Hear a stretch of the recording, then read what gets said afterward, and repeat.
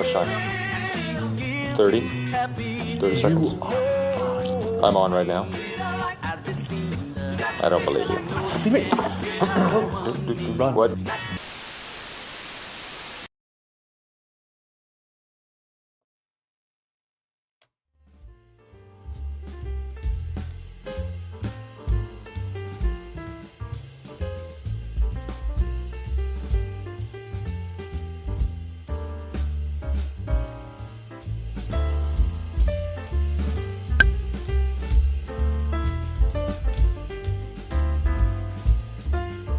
We are on right now, people.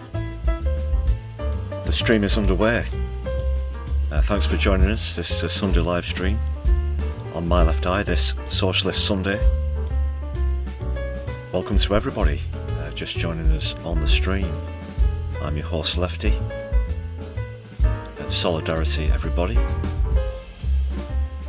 Flow Snake first in the chats, and immediately declaring that there'll be no monarchy, no hierarchy, in fact. Mobius as well. Quality punning from the kickoff on the Sunday live stream. Purple Rain, REIGN, Purple Rain. From the Andrew, formerly known as Prince. The opening meme there. The former Duke of York, he had 12 million quid, he gave it to someone he never met for a thing he never did. Let's turn the background music down a little bit, but I guess on that note I will introduce Herbie Ranger and the Supersonics, the Sunday live stream background jazz quartet.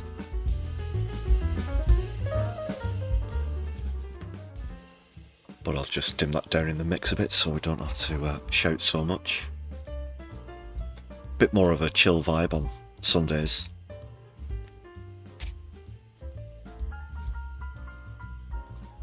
Yeah, so no longer Prince Andrew, having to move out of the lodge, being stripped of titles, military titles. King Charles pretty much didn't want him to take the rest of them down with him. There have been previous ne'er-do-wells, royal scandals throughout the ages, of course, but this one, perhaps beyond grotesque. Yeah, great pun there, Mobius. FSM is the dog is also with us in the chat. Great to see you also. How have you been?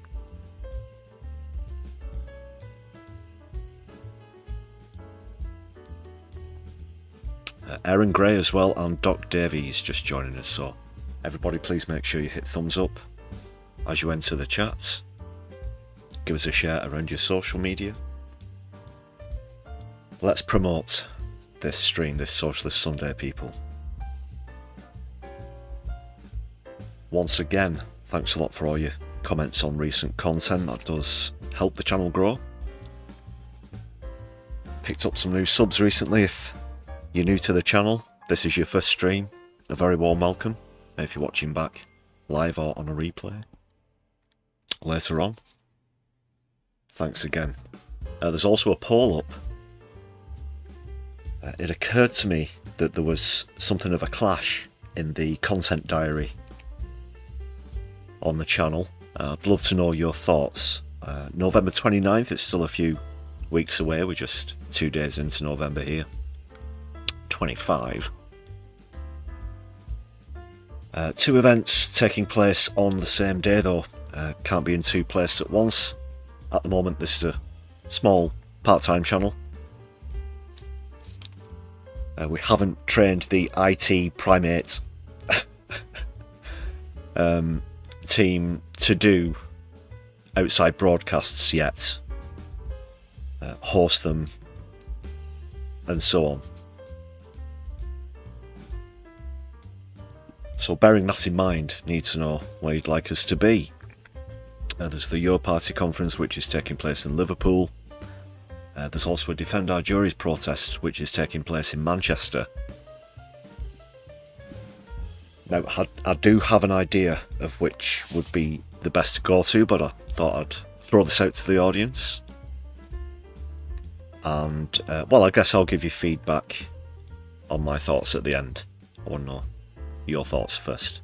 But do bear in mind, people, where Defend Our Jury's protests are concerned, there are multiple protests happening on multiple days.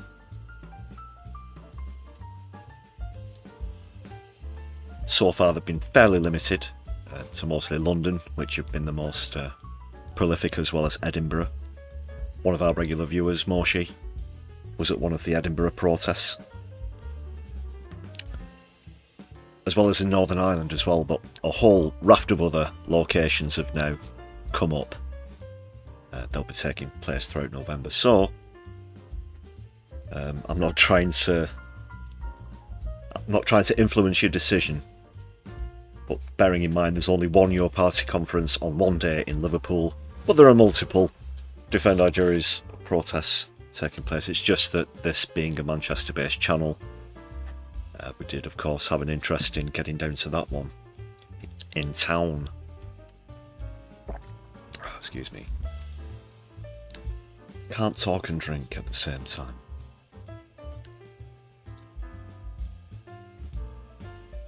But already in the poll, a bias, a leaning, that is, towards the Your Party conference. More on Your Party to come on tonight's stream as well. I'll go through the rest of the content in Keith's Fondue Lounge, this being a Sunday, of course. It was the charcuterie kitchen for a while, but we've had to go back to the Fondue Lounge. Well, that was due to a copyright issue. The music, basically. I tried to get around it a bit. There's a few things you can do if you speed up music and other things. Anyway, we'll be in the Fondue Lounge in a few moments. Just waiting for a few more people to arrive. Andy Carter is here. Andy Carter, I know, likes a good pun as well. Just in case you missed it, Andy, we had a meme of the Andrew formerly known as Prince, that is Andrew Mountbatten Windsor's face, superimposed over that of the artist formerly known as Prince, the deceased music artist. Mobius came up with a great one, Purple Rain, R-E-I-G-N, which I'm sure you'd appreciate there, Andy. That's the latest on punning news here on the Sunday live stream on My Left Eye.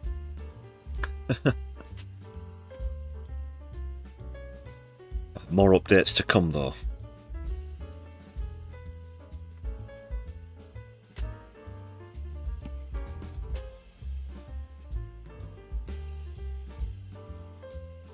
Do keep your thoughts and comments coming in the chats. I always appreciate those, as well as in the comments if you're watching back later. Comments down below, that is.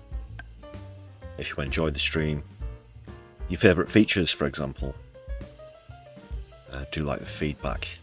Thanks again for that. Speaking of feedback and thanks and things of that description, this is the hot off the press latest members roster. Just downloaded this earlier. Thank you very much to everybody. We're still over the 100 mark, on 103. Do appreciate all of your support. Haven't done too many live streams this week, just PMQs and the one that you're currently watching.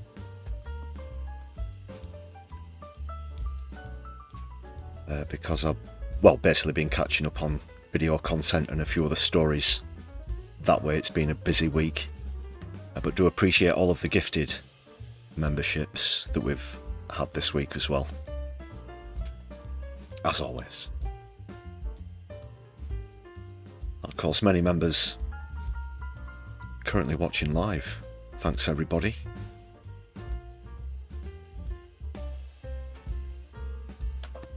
Other ways that you can help to support the stream, super chats are open. Super thanks if you're watching back later on, and there's also a Buy Me a Coffee page.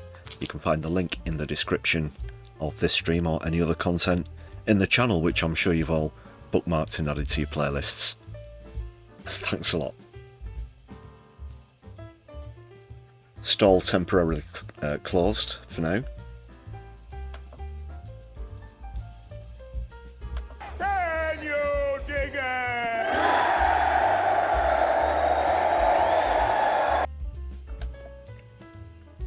I can certainly dig the fine membership that we have on this channel.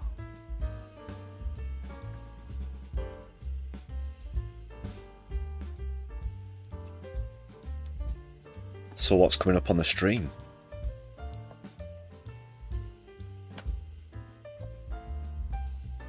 Get your celery ready, people, and your spoons, whatever. And we're going into the Fondue Lounge once more. And we'll be back with Harvey and the gang in just a moment. Thanks, guys.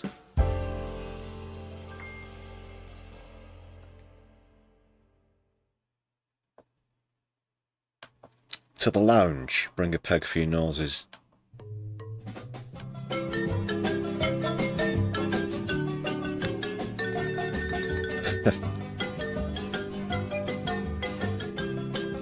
Here we are once again, it's that time of the week, people.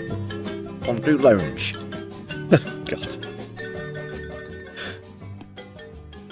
Right, I'll keep it brief before Margaret Hodge lets out so many odious air biscuits that we can't stand to be here any longer. It's not just the company, it's the smell. Well, there's a developing story that's been all across the news today. Of course, this stabbing attack on a train yesterday evening here in the UK. Other UK issues that we're going to be going into concern Keith & Co being pushed into 4th place in recent polling. Also what that means for the Green surge, the left-wing surge. And while I've focused a little bit on Zach Polanski recently, I'm going to take a bit more of a closer look at what your party have been up to recently, and the co-leaders Corbyn and Zara Sultana. A couple of interesting appearances.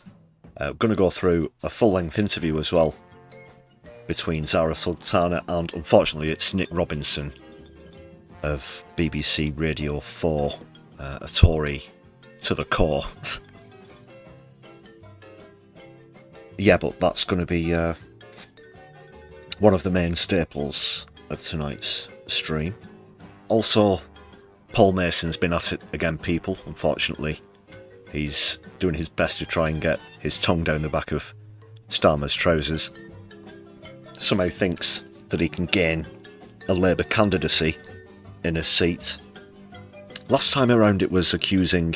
Oh, it was making comparisons, I should say, between your party and the socialists in the 1930s who Mason blames for the rise of the Nazis. Splitting the left, that is. This time around, he's trying to claim that Jeremy Corbyn is, air quotes here, people, Putin friendly. Bit of another sort of, I don't know, crack-induced post that I commented on earlier. We're going to take a look at that. The latest from Gaza as well, of course. And there's also an ongoing situation in Sudan, of course, that needs addressing as well.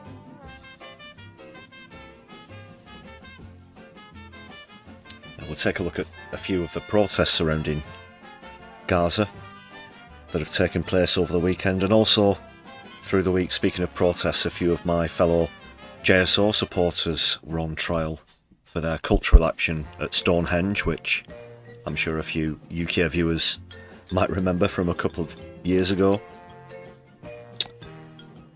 So we'll be looking at that, as well as the outcome of the trial.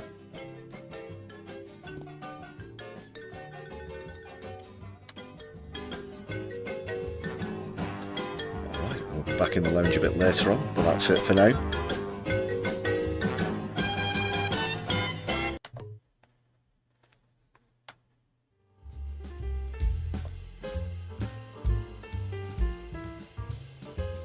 The trick is to get out while there's still oxygen left in the room. Again, pointing at Margaret Hodge.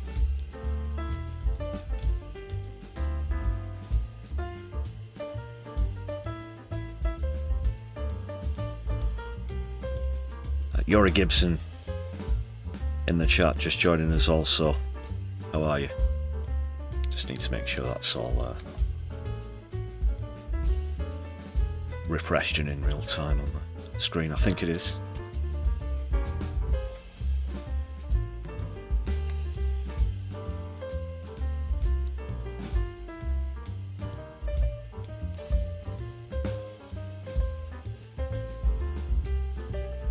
Andrew Mountbatten-Windsor isn't a true Brit. He's the son of a Greek and German descendants. Of course, yeah. His father, Philip, the late Prince Philip, was of course Greek. There's a great... Have any of you ever seen the film Churchill, the Hollywood Years? It surrounds the events leading up to World War II. It's a bit of a sort of alternative reality. Great sort of parody film, comedy, with some great cameos from UK comedians. One in particular is Harry Enfield as King Edward, but where Princess Elizabeth, as she was back then, is concerned, she makes a speech about supporting British people. The king remarks that she's a little bit headstrong, so they better marry her off to a Greek or something, so that it'll sort of keep her more grounded. That's not exactly what he says. I don't want to repeat what's actually in the film for anyone who's familiar with it. Well, do check that out. Churchill, the Hollywood Years. Good film, though. Because, well, that's not rough. We'll just marry them off to a, you know, pick a country. That's what it is these days as well. You look back at the Habsburgs, remember that? Genetic disaster. There was so much inbreeding with the Habsburgs.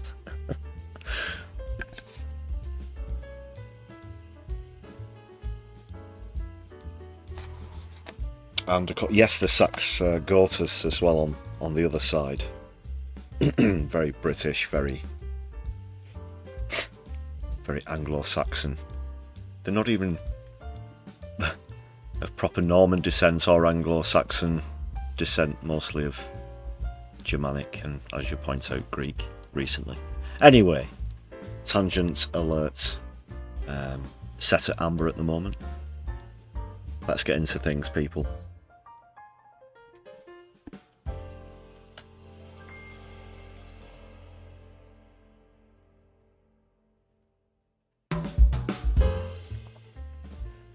Okay, we'll kick off with a comedy clip. Now, this one's a little bit of a blast from the past, but pertaining to what we were just talking about there with the royal family and Prince Andrew, it's certainly very fitting. A classic Room Next Door from Michael Spicer that I'm sure you'll enjoy. This one surrounds that now notorious interview, the Newsnight interview that he did. The one where he claimed he doesn't sweat and so on and so forth. And it's now obviously come back to haunt him. So credit to Michael Spicer, great comedian. This is, well, it's not that old, but it's definitely gold. That was December of 2010. Yep. He threw a party to celebrate his release. You weren't there. And you were invited as the guest of honour. Oh, shit. 2010. Oh, in 2010? That wasn't... Oh, that was just a small dinner party. It was a small dinner party. There were only... 20, 8, 12, 8 or 10. 8 or 10 of us, I think, at the dinner. But there was no party. I don't even really know what a party is. I mean, I understand it's like a dinner party, but without the dinner aspect. You were staying at the house of Yes. a convicted sex offender. I know it was a stupid thing to do, and I'm sorry. It was a convenient place to stay. No, Andrew, a convenient place to stay is the Crown Plaza or the Holiday Inn or literally anywhere else other than a paedophile's house. At the end of the day, At the end of the day, it was the wrong thing to do. with the benefit of all the hindsight, No, it's got nothing to do with hindsight. You don't need hindsight not to stay in a convicted paedophile's house. Just regular sight will do. definitely the wrong thing to do. Fine, move on. And I admit fully that Admit fully that what? my judgment was probably coloured by my By what? By your rose-tinted sex pest glasses? What? tendency to be too honourable. Oh, my chuffing days. Do you regret the whole friendship with Epstein? Yes, I do. He was loathsome and disgusting. Yes, I do. Talk! Say something! Now, Yes, now, you pompous nipple! still not, and the reason being is that the people that I met, because of him, were actually very useful. Sex traffickers are great for networking. Got you. Still not what I'd call playing the sympathy card, though, Andrew. She went on to have sex with you in a house in Belgrade. Right, there are a number of things that are wrong with that story. There are a number of things that are wrong with that story. You don't drink. I don't drink. You're famously tight-fisted. I don't think I've ever bought a drink in Tramps. And on the day in question, you were... Where are my notes? Oh my God, where are my notes? I was with the children. I'd taken Beatrice to... Hang on, I've lost my notes. Pizza Express for a birthday Pizza Express in Woking. in Woking. She described dancing with you No, No. and you profusely sweating, scoff. and that she went on to have... Oh, you've got to stop her in her tracks. This is awful. You've got to say something. Say anything. Just, it couldn't have been you because you don't sweat.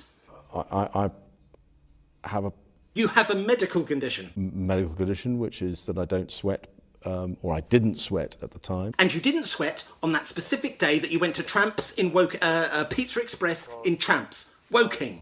Yes, I didn't sweat at the time because I... You suffered an overdose of adrenaline during your wedding day. No, during a trip to Alton Towers. No, during the Royal episode of It's a Knockout. No, the war, the Falklands War. adrenaline in the Falklands War when I was shot at. Yes, good. Heroes can't be sex criminals. Perfect. Push came to shove, and the legal advice was... Oh God, you actually choked on the word legal. That really wasn't good at all. And undoubtedly, Oh, she's giving you the stare. Just wrap it up before she destroys you with her heat vision. Just say that you regret ever being friends with Jeffrey Epstein and get out. Damage limitation. he has quite obviously conducted himself in a manner unbecoming, yes. Unbecoming. He was a sex offender. Yeah, I'm sorry, I'm being polite, in the sense that he was a sex offender. But no, was I right in having him as a friend?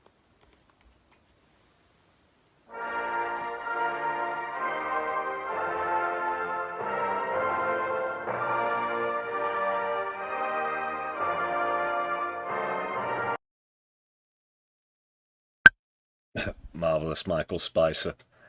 Go and give him a follow, people. Fellow YouTuber as well. That was from a few years ago.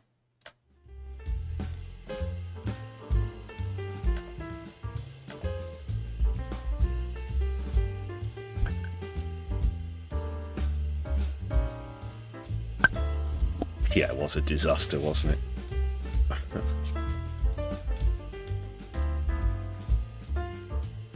Well, we all said to ourselves, he can't get away with that. And now he hasn't.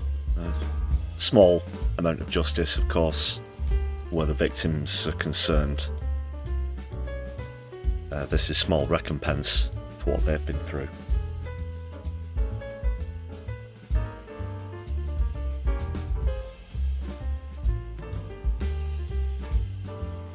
Yeah, terrible lie. That wasn't even like, you know, Tory backbencher levels of lying, and interviews. Andrew Mountbatten Windsor.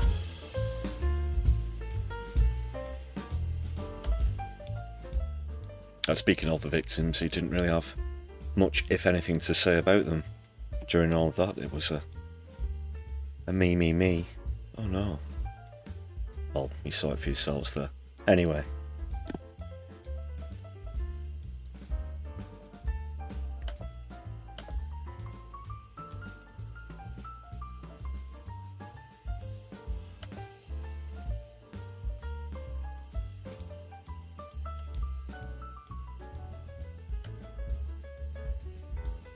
Just going to go to this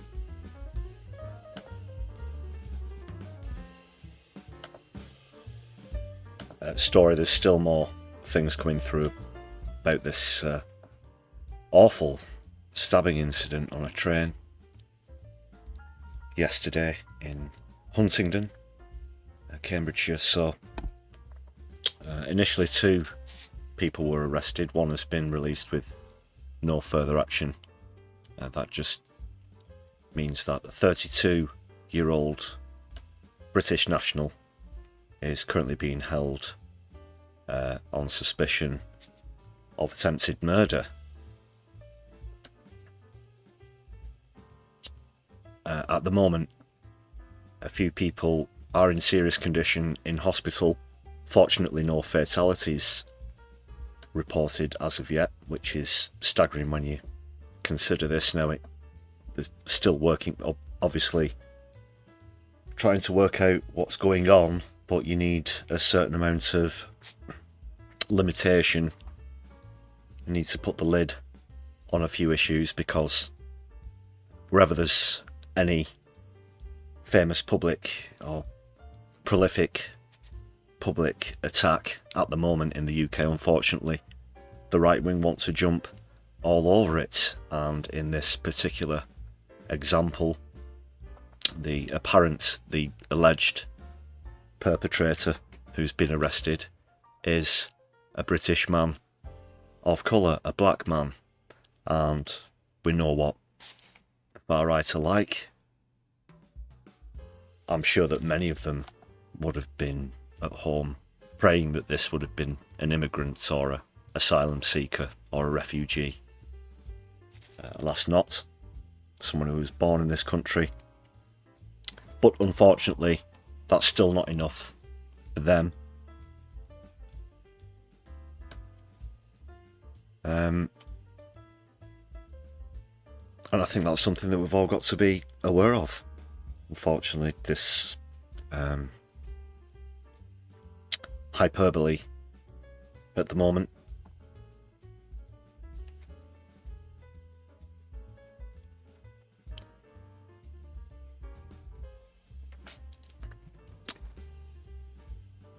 You can see here in this picture as well, it's now been, the train driver has now been identified. The train driver is one of the people who was stabbed, who was attacked, pictured at a Royal British Legion stall. The poppy, of course, being something that the far right have tried to hijack notoriously, not just of late, going back to the days of the BNP and such.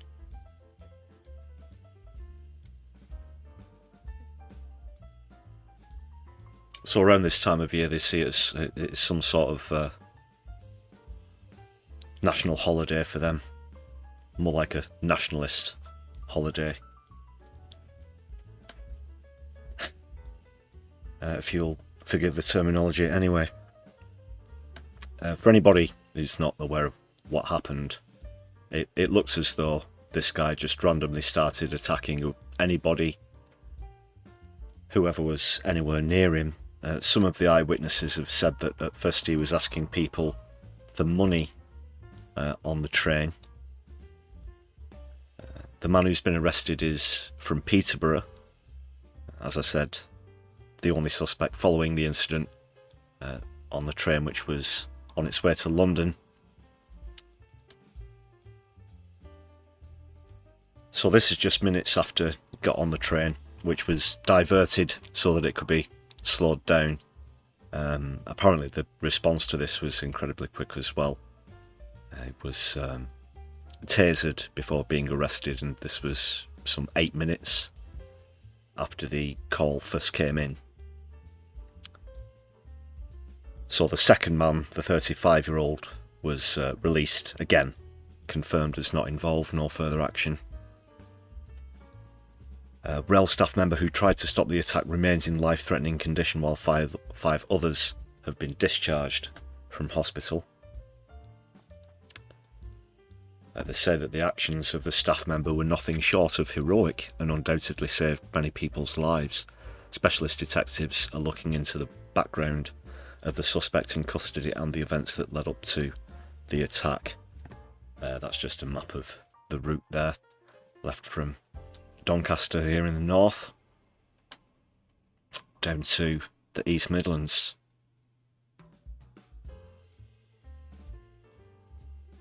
It was around 17 miles from Peterborough when the attack started, from what eyewitnesses have said.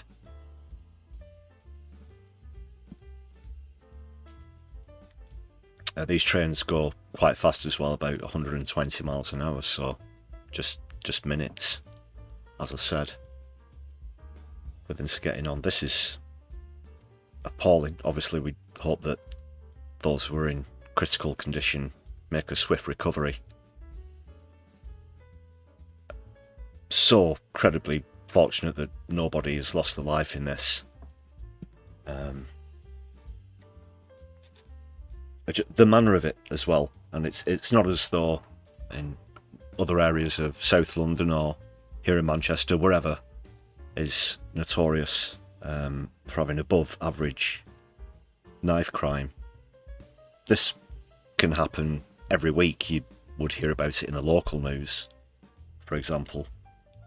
Generally up here in the northwest, we have this thing. Well, I'll actually be referring to this particular local news outlet as we get onto another story later, but Northwest Tonight, for example, these are the kind of places where you hear about this, but under such circumstances, now the national media is all over this case in particular,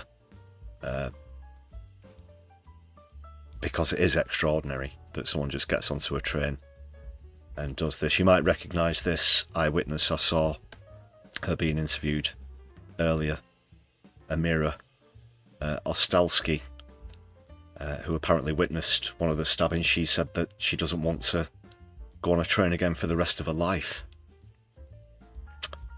So this is a brief sort of bullet point timeline of events. I'll just go over this quickly. I'd like to get your thoughts on this as well. As I highlighted earlier, I'm majorly concerned about the far right trying to seize on events such as this.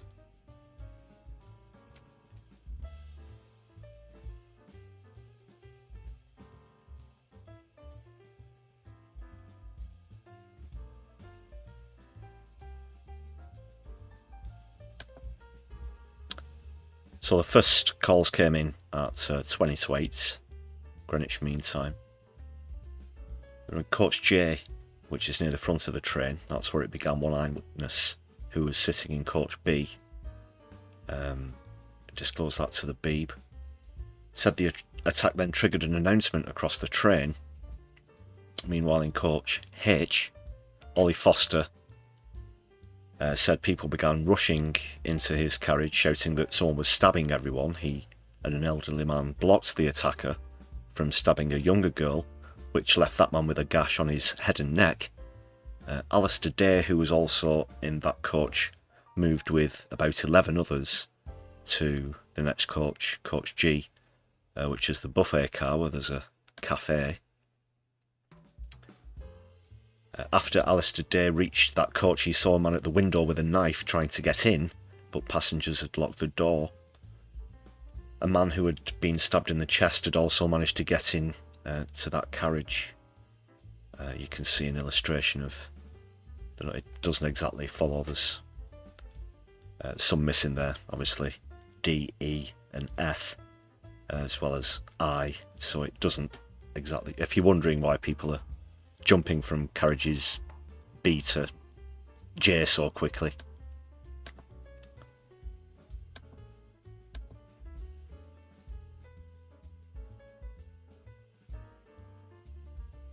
This is an apparent picture of one of the arrests, what is now the only suspect.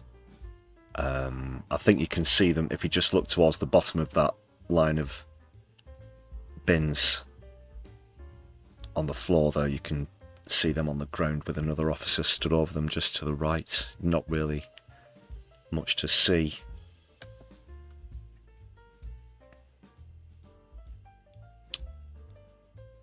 Apart from their age, I don't think they've released a name yet. Yeah, they arrested a bin.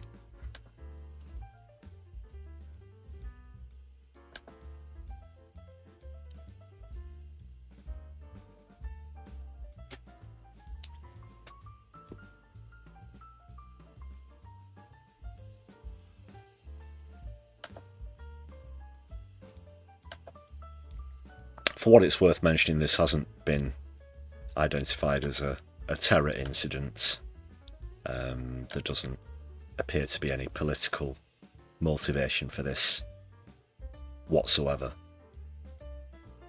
Does look like they're completely random attacks. This is most likely to be a mental health issue, of course. That goes without saying. Those who are in good mental health don't randomly carry out such horrendous, prolific attacks. Although again, those on the far right will probably try and say that it's because you've got to be honest with yourselves, people. This is the way that they run, or they try and run a narrative, simply because it's not a white person. Something will have to be done about that. And this is the sort of language, the sort of rhetoric that we socialists need to be aware of and alert to.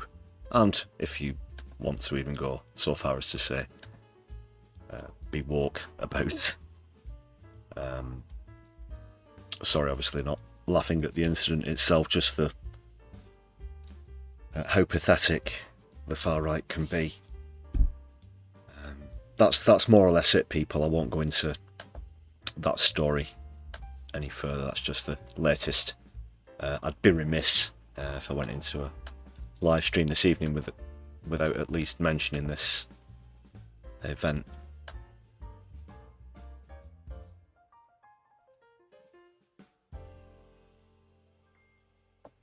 And I guess all that's, mostly what's going to follow news-wise will be condemnation from various public officials, Keith and so on. Mention of the monarchy in there and so on and so forth.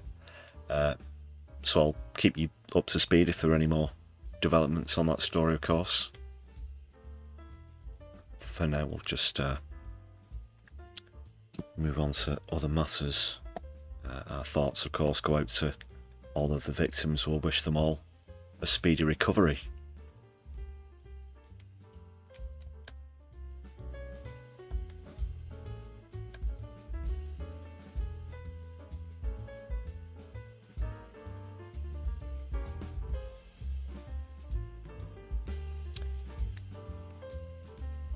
Let's have a quick look at this evening's poll.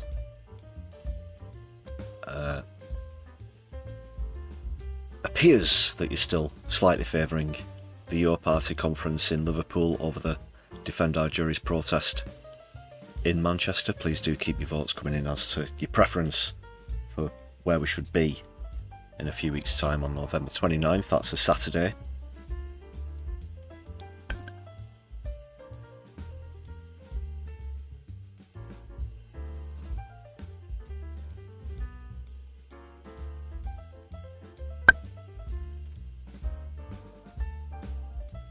Unless by then we've managed to recruit another team.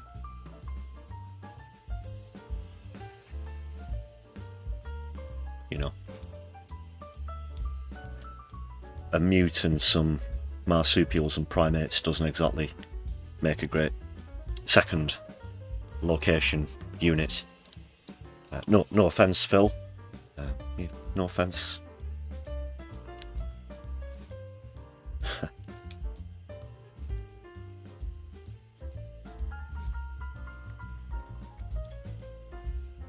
Right, yeah, I was going to show you this, wasn't I? This fucking... I hate this guy.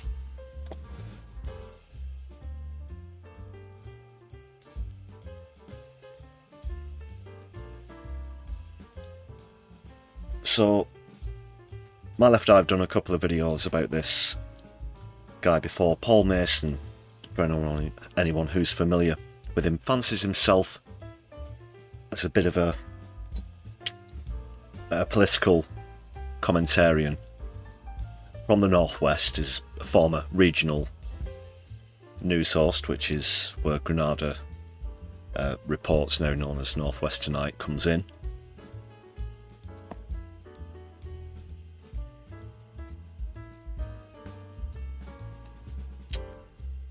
But he's tried to have another swipe at Corbyn. Like I said last time around, it was trying to make a ridiculous comparison to things that happened in Germany in the 1930s that led up to Hitler coming to power. And this time around, he's trying to make out that Corbyn, of all people, is actually helping to enable Vladimir Putin. Let's see what's happening.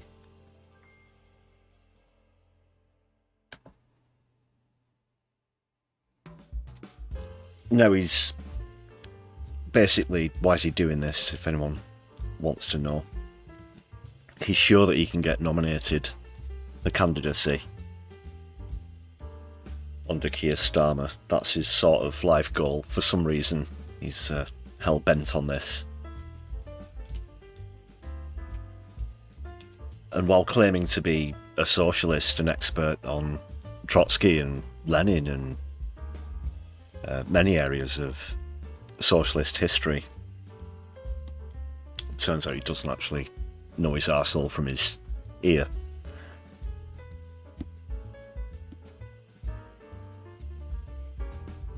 So let's see this tweet. Just have to adjust the size here.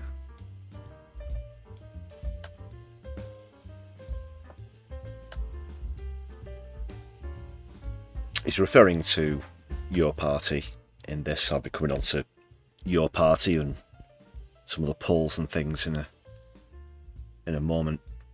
But he says the only functional meaning of this form of a party that has no programme, no candidates and no track record of even running a parish council is reform in, and no surprise, they're aligned on Putin friendliness from people who stood on Labour's manifesto in 2024. So he's referring to a post from your party that says Reeves out, Starmer out, Labour out. He's still a staunch Starmerite, is Paul Mason, which tells you all that you need to know about him for anyone who's not familiar with him. He's an absolute cretin, people. In fact, if I scrolled down here, I couldn't help but comment at the time. Oh, he also kept, do you remember this? Turns out he had this very bizarre connections. Tried to draw some bizarre connections, that is.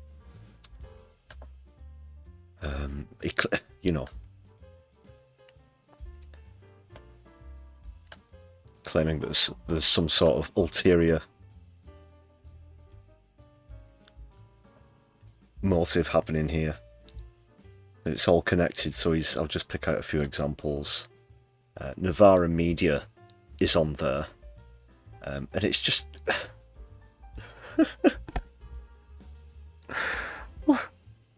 don't bother trying to make any sense out of it. There isn't any sense here.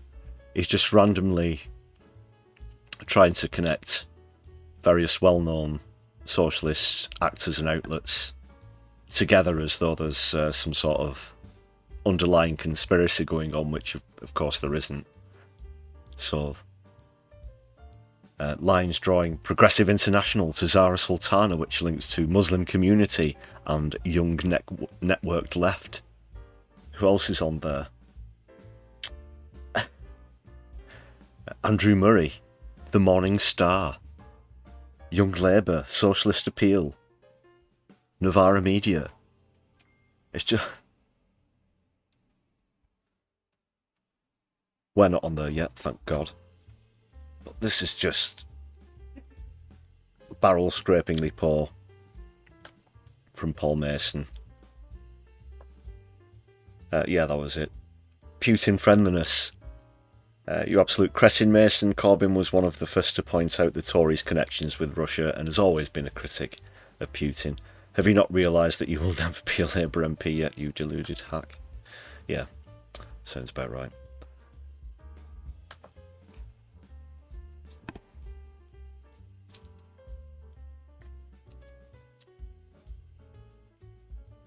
And that's true.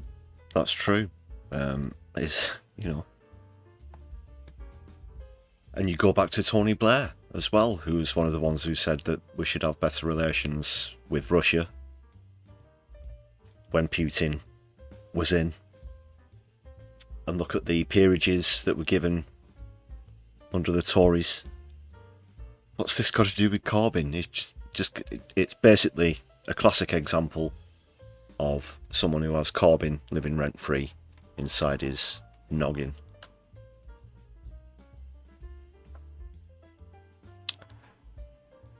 Fucking Paul Mason.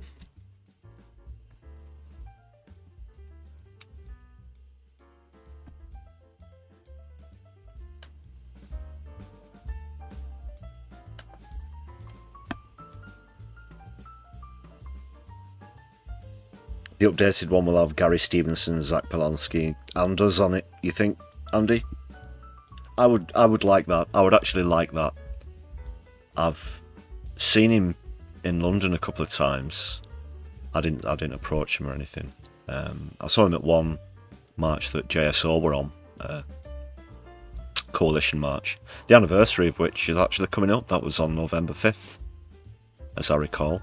Speaking of which, there will be a PMQ's / Keith's Catchphrases 5th of November special coming up next week here on My Left Eye.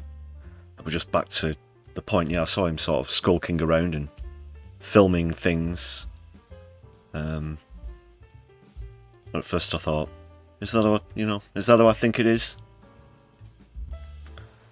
I was stewarding on the march, so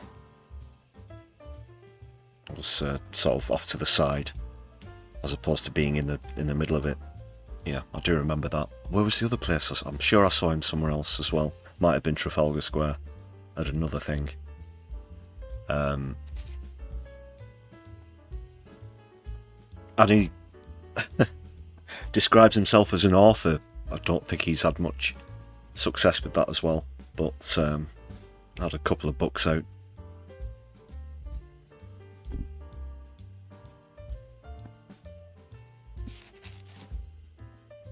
And at one point, he did actually genuinely, back in the day, appear to support Corbyn.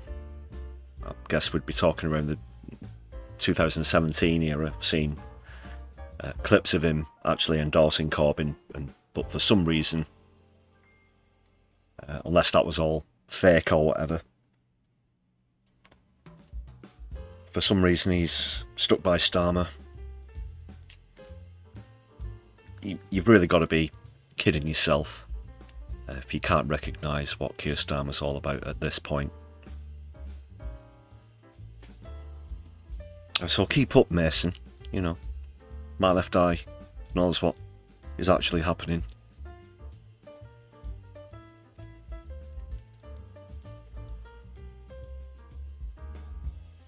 Paul Mason was never on his rocker. Good point there, Aaron.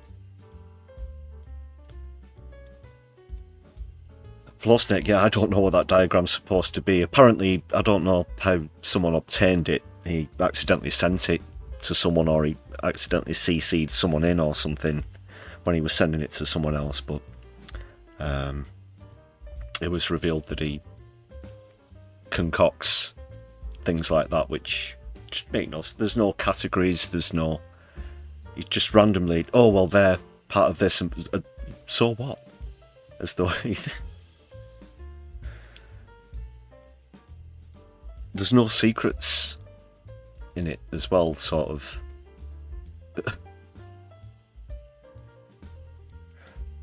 Oh, such and such was on Novara Media, were they?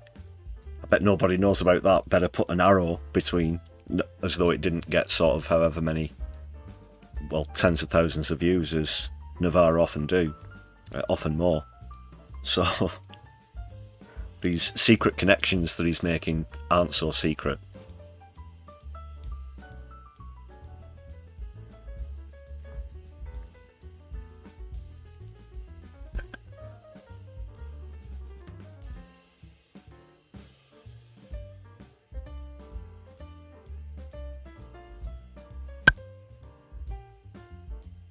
And Zara Sultana came up there. Get onto this interview with her in just a moment. First of all, another look at those polls that were part of the latest content here on My Left Eye.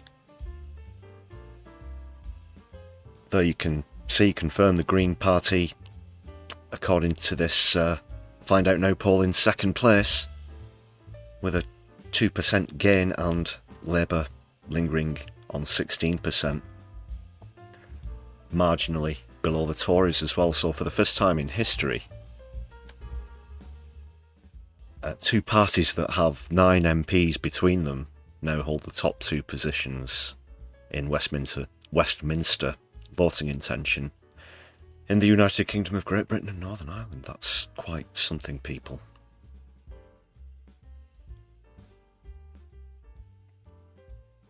That is quite something. And this is it represented as a horizontal bar chart for anybody. It's the same charts, just in a different format.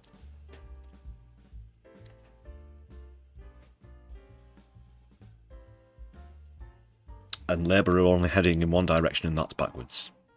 The Greens having a massive surge as well.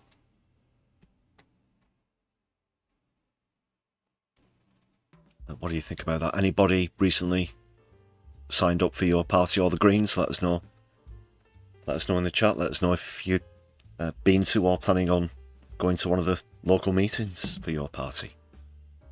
Or even the conference here in the northwest in Merseyside.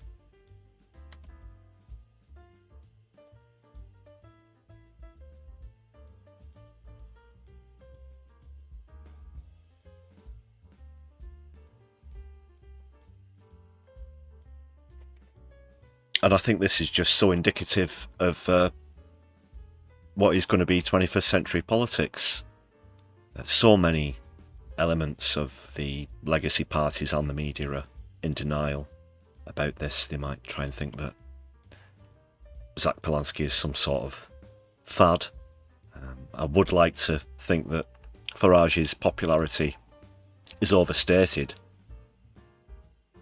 That's something else I might come on to later on in the stream, but just for now, I'll actually point out that a recent poll, I don't have that queued up, but I can just tell you that, shockingly, or perhaps not so shockingly, when Reform voters were polled as to who they preferred between Jeremy Corbyn and Keir Starmer, in every category, they actually preferred Jeremy Corbyn. That included categories such as honesty, integrity, policies, this kind of thing. Very telling just how many people have gone over from Labour to Reform, apparently, but only for the reason of saying, I'm not going to vote for any of those other legacy parties ever again.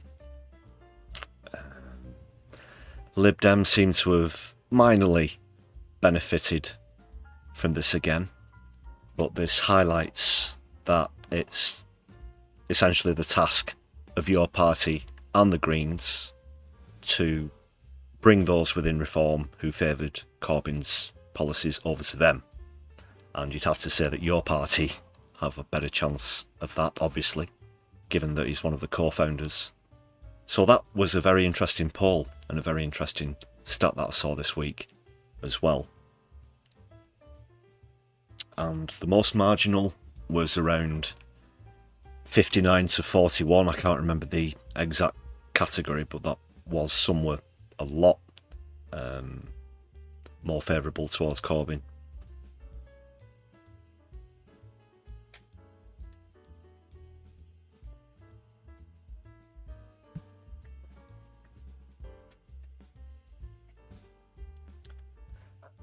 Andy Carter, your mum joined the Greens last weekend. That's good to know. Doc, you're a Greenpeace member considering joining the Greens. That's interesting. I'll just remind viewers that I'm neither a Your Party member or a Green Party member at the moment.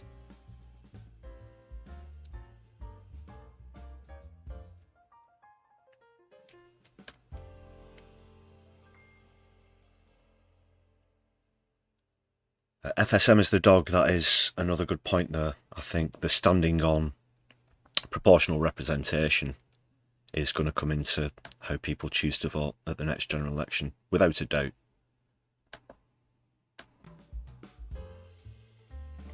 That's going to be a long-standing thing, whether it's through citizens' assemblies, people's assemblies, all of these things that are happening at the moment, or whatever. The consensus across the board is we need a new system.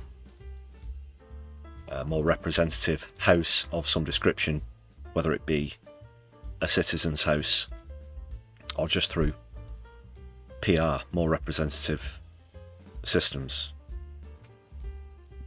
There was a referendum on an alternative voting system in the UK in, oh, you're testing me here now, okay, 2005. I think that was under Tony Blair. People didn't want to go for it now, and obviously almost 20 years, or 20 years to be exact, have passed since then. And look at the state that the country's in. So that will undoubtedly be a factor, yeah, I do agree with that point. I do back PR myself. I won't hear anything about how it might enable reform more potentially.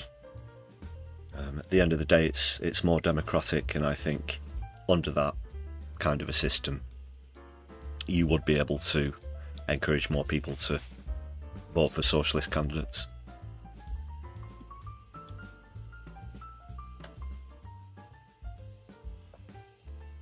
So the Greens and Polanski, as I said, getting a share of the media recently. We're going to concentrate on some Your Party stuff now. First of all, an announcement that was made at one of Your Party's local meetings recently, and it's a draft statement about where the policy stands, essentially. Sort of declaration. So they put this together as a preliminary thing. And then we're going to take a look at a couple of interviews. I've got Corbyn, who was on the Beeb earlier, and then an interview between Zara Sultana and Nick Robinson from yesterday. We're going to take an extended look into that one. Because I just want to get onto sort of the way that Your Party are handling the media compared to the Greens as well at the moment. It's pretty undeniable that Polanski's running away with the mainstream media plaudits at the moment. So let's see if Your Party can catch up and can keep up. Let's kick off with this party statement, or the draft. All the statements are absolutely in draft form. All are open to change or amendment and discussion at the discussion meetings we're starting to hold all over the country. But I just give you a theme from the founding political statement. Your party is a democratic, member-led socialist party that stands for peace, equality and international solidarity. Its goal is the transfer of wealth and power, now concentrated in the hands of the few, to the overwhelming majority in a democratic socialist society. Its task is to build a mass party for the many that represents and is rooted in the broadest possible social coalition with the working classes at heart. Your party's aim is not only to win elections with a popular programme for real change, but to shift the balance of power at every level of society, organising and campaigning in communities, workplaces, trade unions and social movements across the nations and the region. We're committed to equality across society and opposed to all forms of prejudice, discrimination and scapegoating, which are weaponised by ruling elites to divide working people and their communities. And it goes on with some other statements as well. I'm very excited about what we can all achieve together here. Hastings is a place of great history. You have a fantastic record of community cohesion and organisation and welcoming and supporting desperate people coming across the channel trying to find a place of safety. You haven't given in to the nastiness of reform and the far right in our society that scapegoats the victims of war rather than challenging the causes of war. What you've done is an example to all of us all over the country. And I look forward to working with HastingsYourParty.uk, Hastings winning control, and Hastings Independents winning control of the council. Thank you very much, Hastings. 1066, 1066, 1066. No.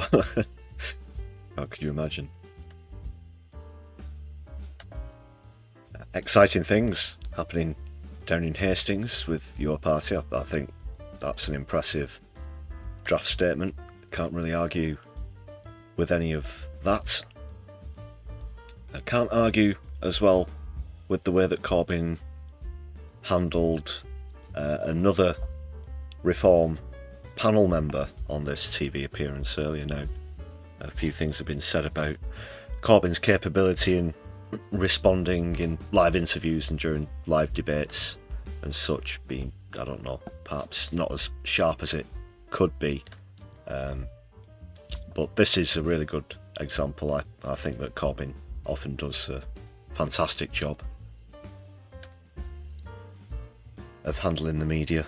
And you've got to say, if anybody's been put under it in British politics, it's hard to find anyone who's been under the cosh more than Jeremy Corbyn.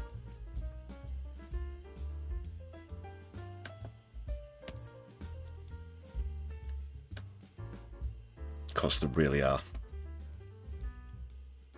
a pit of hacks in this country in the mainstream media.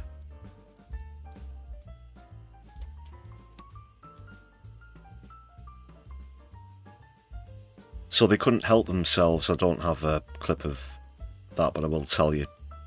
They couldn't help themselves but bring up the, air quotes, AS crisis that was in Labour under Corbyn and all of that, and the reports that followed, the internal reports. Corbyn was very clear about what bullshit was being put around at the time. Just wanted to point out that the BBC, that is, couldn't help themselves. They had to drag up debunked lies. And then the conversation got on to immigration. So that's where Corbyn handled the reform. I'm not sure who it is who's on the panel representing reform here. But he looks the rep right in the eyes and tells them how it is. Yeah, Jeremy, what's your view on immigration? What's your policies going to be? Well, first of all, this simplistic nonsense from Reform has to be challenged. It's nonsense.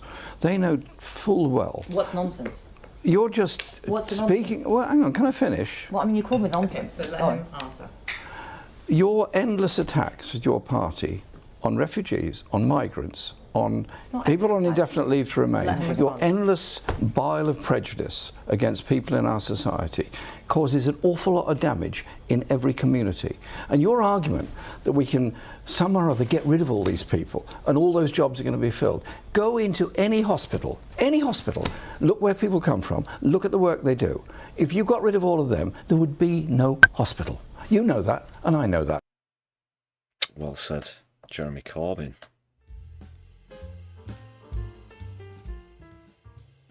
Yeah, these people do the jobs that, you have to be honest, British people just don't want to do. They don't want to get up at the crack of dawn and pick vegetables. The NHS was another great example. So many doctors and nurses in this country that we rely upon from other countries. They just don't get it. So, all said there, JC.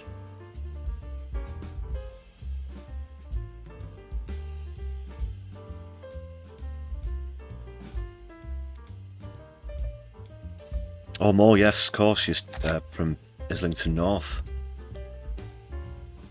You'll still be voting for JC no matter what. I'm sure you will. I'm guessing no debate as to whether there'll be a Your Party candidate in your constituency there.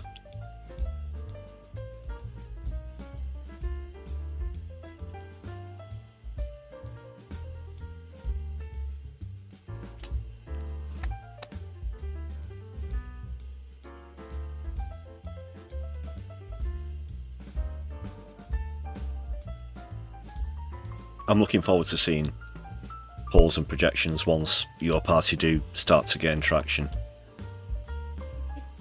I guess we're looking at post-conference where that's concerned, and Independence and Workers' Party of Britain as well. At the moment, in fact, 65% of you preferring that My Left Eye covers the Your Party conference in Liverpool at the end of November. Do you think yours truly could get an interview with Sultana or Corbyn?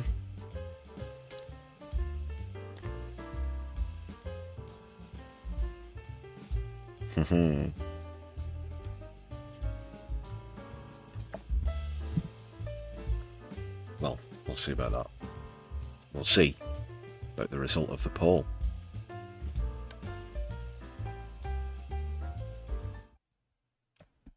Oh dear, we've lost the music. Just very interesting jazz break there, guys. Yeah, very offbeat.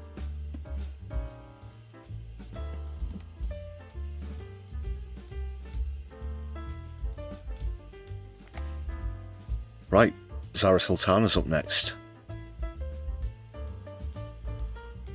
So this will be an extended interview with Nick Robinson where they go through all kinds of things. Yeah, unfortunately it is Nick Robinson. He does what Tories are going to do in the interview. I'll try and point that out as we go. I'll try not to interrupt too much on this one actually. So I just need to get that one going on the player. Hopefully the old broadcast software will be able to handle this one.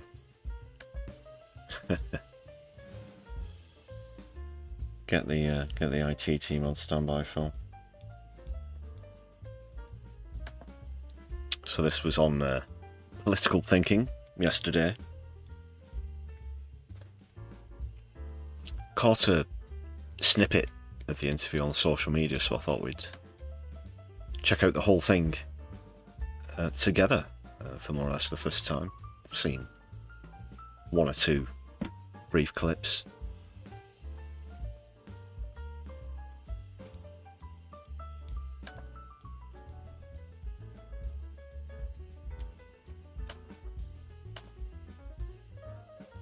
Just change a couple of settings here, people.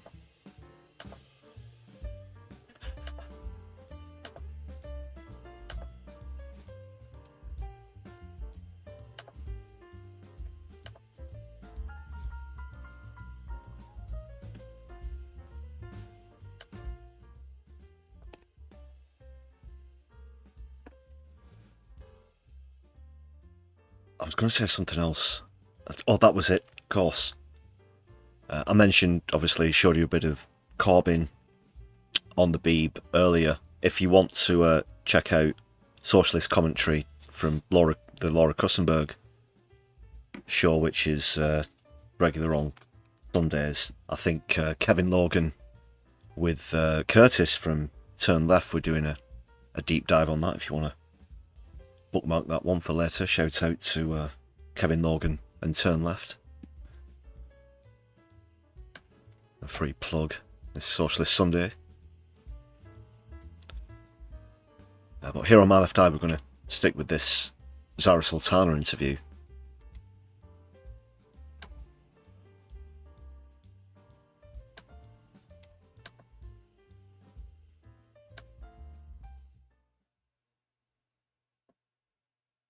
Can you all hear that? Is the audio okay for you guys?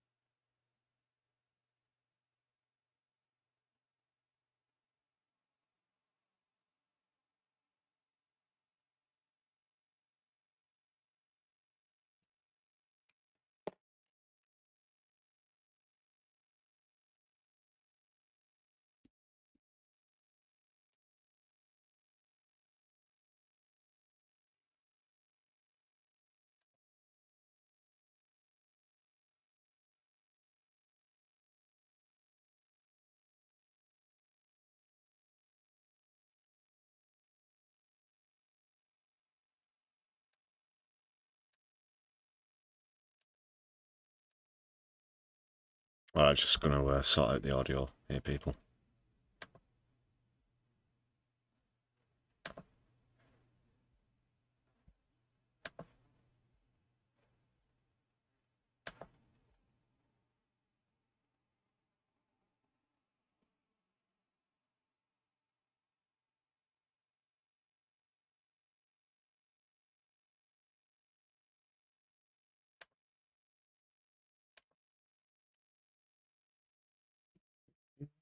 Should be it, I think. And I'm really excited about it. There is this curiosity that you are, at the moment, I know you don't have a... Okay, just go back a few moments. Skip through Robinson's intro. Believe that at the tender age of 32, you'd be on the brink, maybe, of leading a new political party. Absolutely not. I couldn't have imagined anything like this, including being an MP, but it's an incredible opportunity and I'm really excited about it. There is this curiosity that you are, at the moment, I know you don't have a name or a constitution, so some of these things are still to be decided, but at the moment you're kind of a joint leader with a man who is 44 years older than you. He is more than double your age. He's way more fit and active than me, scraping the barrel a despite bit, being isn't much it? older. But yeah, an incredible honour to be doing this with Jeremy, someone who I look up to, someone that I've worked very closely with during his time in the Labour Party and during my time in the Labour Party, and his historic record of standing up for the most marginalised in our society, advocating for peace and justice and wealth redistribution is something that... Yeah, any non-UK viewers who aren't familiar with Nick Robinson or his interview style, he is just basically a sneery Tory. He was even a Tory youth when he was in college and university and all of the rest of it. He essentially, he never learns anything from an interview. He enters every interview assuming that he knows more than the person who he's interviewing.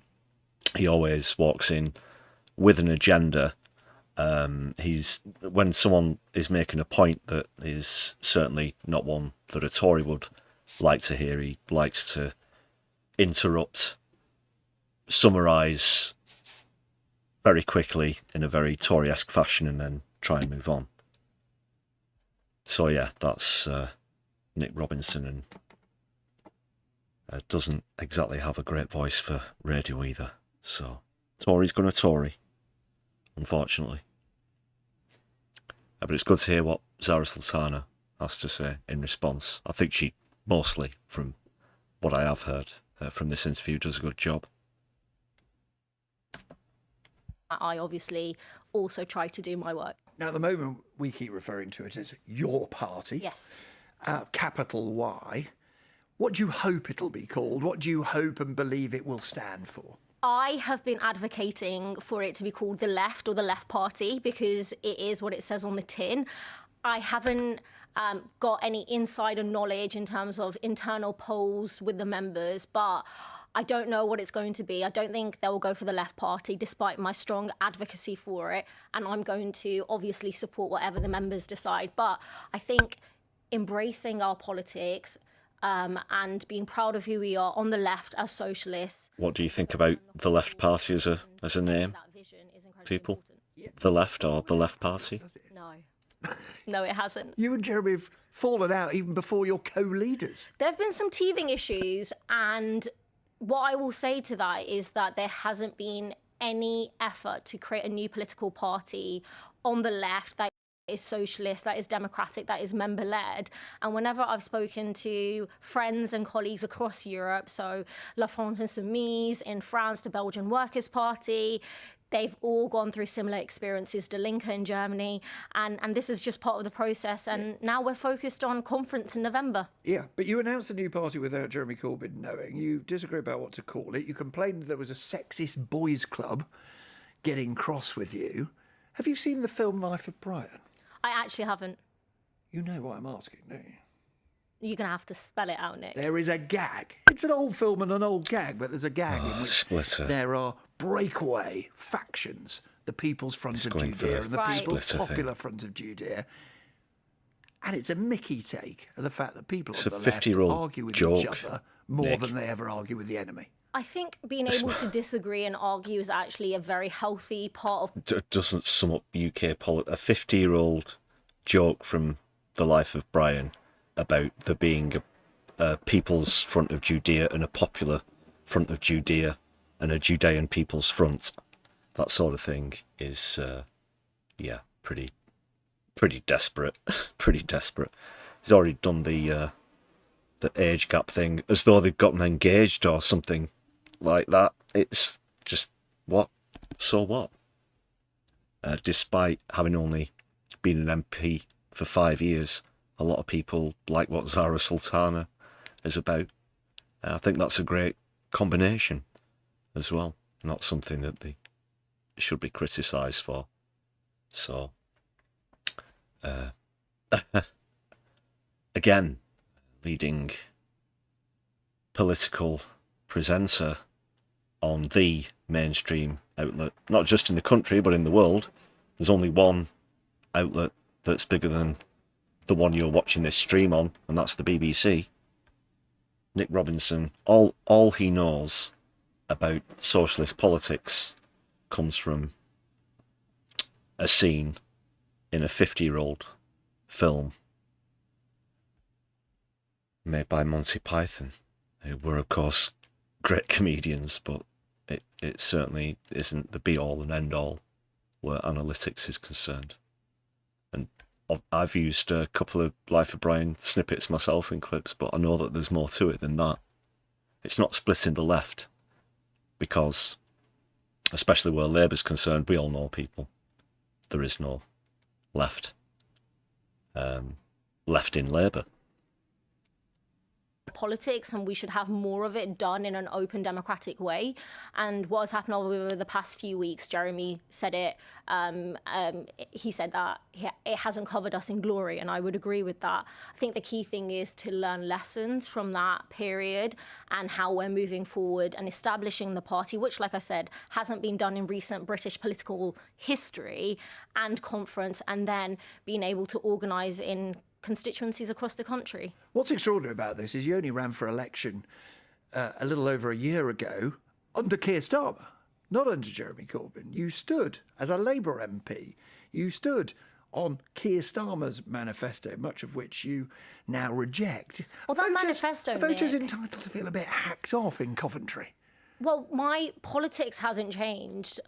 And the manifesto that I stood on didn't say that we were going to keep the two-child benefit cap. It didn't say that the Labour Party would scrap winter fuel payments for pensioners. It didn't say that they would attack disabled people and cut their disability benefits. And it definitely didn't say that they would continue selling arms to a genocidal apartheid state. Yeah, that's not what people in Coventry voted for. That there's Coventry genocide, South. then invite war criminals here to the UK and roll out the red carpet. So all of these things weren't in the manifesto. Gaza, Israel, you feel passionately about. You know that language is highly contested, but we're going to talk about that in more detail later. Let's talk about how and why you became political. Wind the clock back. Many people have an early experience in life that makes them political, or parents. And in your case, it was both, wasn't it? Your parents are both Labour Party members. Yes, but it wasn't an active membership that they took part in. As someone who grew up in the shadows of the war on terror, I grew up in inner city Birmingham, and I remember that there was security cameras that were installed in another part of the city, which I didn't grow up in Alum Rock. And the local community were told that these cameras are being installed as traffic calming measures. And we later found out they were to spy on the local Muslim community. So those early experiences really shaped me, because I'm thinking, Islamophobia what is going on was here? right Why is my community being spied on? It still is use now. that phrase about growing up in the shadow of the war on terror. George W. Bush's phrase after the attack, actually on 9/11 in 2001, which felled the two Twin Towers in New York. In what way was it a shadow? Did you feel constantly It was Israel, suspected, Nick. It was treated Israel. differently because of who you were and where you were from? I believe that our foreign policy is an extension of our domestic policy.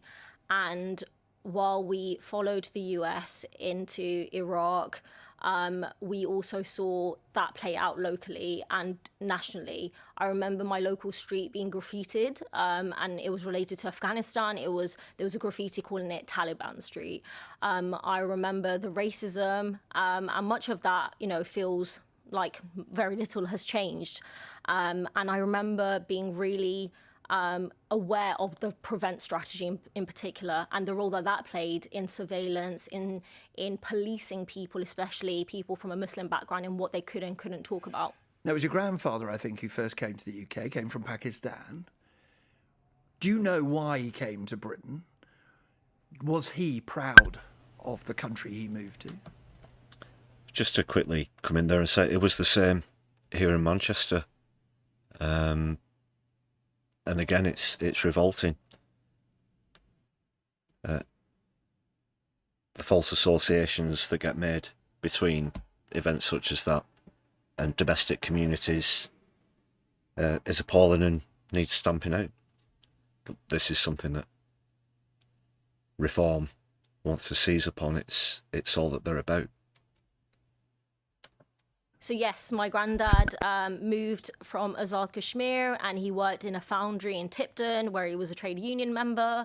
And my granddad instilled the values of, working hard, sense of community, trade unionism. And ultimately, that was a desire for a better life, more opportunities. And that's been a real grounding experience for me, yes. You said something intriguing, that in your early teens, you said something started to make me question my Muslimness and my Britishness. Yes. What? There isn't something that I think any young Muslim can specifically point to. There wasn't a specific phrase a politician said. It wasn't a specific headline on a newspaper, but there was an atmosphere, a climate created through policy, through discourse in our press, our politicians, where the otherization begins. Because growing up, you're just like every other kid. You're playing on the playground. You're supporting a different football team. No one really cares. You're all the same. And then suddenly you don't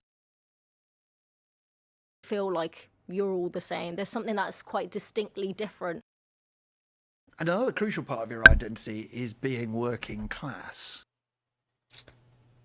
Or at least fighting for the working class. You said recently the right does... Thanks a lot, James Holmes. 5 gifted memberships there. Really do appreciate that support. Let's big up James in the chat, please, everybody. Update the membership total now. Solidarity for that, my friend. Awesome stuff. Doesn't have a monopoly on working class anger. Yes. Can you explain what I think so many people are asking? That it's not just about Nigel Farage. It's not just arguably about Boris Johnson before him. The shift to the right amongst the working class is a phenomenon right across Europe. What's going on? It's a crisis of neoliberalism. People were told from the 80s onwards, we have to privatise our national industries, we have to embrace neoliberal politics of deregulation, we have to do all of these things and people's lives will get better because there'll be a trickle-down economics that will be happening. That has not proven to be true. The people at the very top are incredibly wealthy and the people at the bottom are paying the price. And in terms of my own journey, I said I grew up under the shadows of the war on terror. I also saw austerity and I saw the response to the 2008 financial crisis, which working class families paid for and working class communities. And just going back to what is happening and why people feel angry, they've been told that the reason why they are poorer and they are materially poorer, the reason why their public services aren't working, the reason why they can't get a council house, the reason why they can't get a school place for their children is because of minorities, because of migrants, because of Muslims, rather than an economic system and political choices that have stopped them from being able to access those. Yes, but there are some people who could see this as partly an economic phenomenon, but partly a phenomenon about culture, the way identity, just and come in about here, the sorry. speed of... That's a classic example. The way she went on for a good minute there, talking about what austerity's done to this country. Yes, but and that's all it comes down to. Yes, but I've got my agenda here. Excuse me, that doesn't serve my agenda very well. And the way he asks as well, I don't know. It goes from the frown to the sort of shit-eating grin, I guess, as well. Just want to play that bit again, the way he comes in at the end. Oh, yes, but... What a cretin.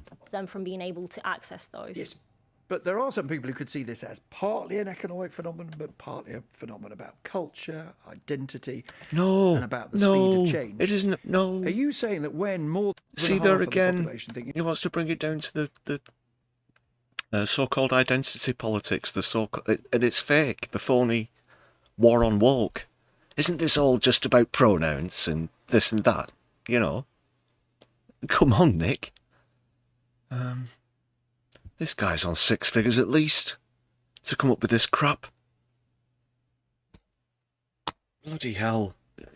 You know, it's just like he just pulled it off of the average Reform voter's social media, for fuck's sake. Immigration is the most important issue facing Britain today. It's not. not. Wrong. It isn't the most important thing. That is an economic... vacuum. It hasn't happened in a vacuum. People didn't just wake up and say, actually, immigration is an issue. They've been drip-fed this for decades. It has been the discourse of Westminster. Yes, it's the fault of the media, it's the fault of politicians, and also the fact that when people's lives are materially worse and they are poorer and they have issues in their lives, they are being told very simply by politicians like Nigel Farage, the reason why your life is this bad is because of this group, and every day it could change, a scapegoat could change. 50% is much higher than the level of support for Nigel Farage. Oh shit, and again, it just doesn't seep into his brain, does it, that this is all hype. The whole immigration issue is overstated, hyperbolic. It's a non-issue, certainly not to the extent that Reform are making it out to be. But he just can't have it. He just can't recognise that obvious fact that Zara's pointed out. How it's been drip-fed to the public through the BBC, including the BBC and the likes of, the Daily Mail, the Express, the Tory Graph, that kind of thing. And I think we've just had a raid from Kevin Logan, actually. Awesome stuff. Welcome, Kevin Logan viewers. Please do hit thumbs up as you join us here on the Sunday live stream on My Left Eye. This is a channel all about politics and society from a left-wing point of view. We're just taking a deep dive into this week's political thinking with Nick Robinson and Zara Sultana, an interview that took place yesterday. Zara's doing a fantastic job at conveying the truth to Nick. He's doing a particularly bad job of absorbing basic facts. That's more or less where we're up to on the stream. Welcome again to Kevin Logan viewers. Once again, remind our viewers here to go over and check out Kevin Logan. I think they were just doing a deep dive into Laura Kussenberg with Curtis from Turn Left, so do go and add that to your playlist, check that one out, as well as subscribe, people. Solidarity. It is half the country who think immigration's too high. Isn't it slightly insulting to people's intelligence to say the reason they think what they think is because of journalists or populist politicians or big business? Maybe they just think it. They actually think the country's changing too fast. How do people think that? What are the processes that we get to any formed opinion, whether it's the fact that the vast majority of people think nationalisation is a good thing, or people support ending genocide and ending the war in, Gaza? All of these things come about because of other things that are happening in society, media, culture, politicians. All of those things contribute to that. So it doesn't just happen in a vacuum. But your message of this new party is, if you want to curtail immigration, if you want to have a debate about greater integration, about British values, that we're not for you. That's absolutely not true, Nick. It's I'm asking the question. No, that's not true. Do you want to curb immigration or not? This is a...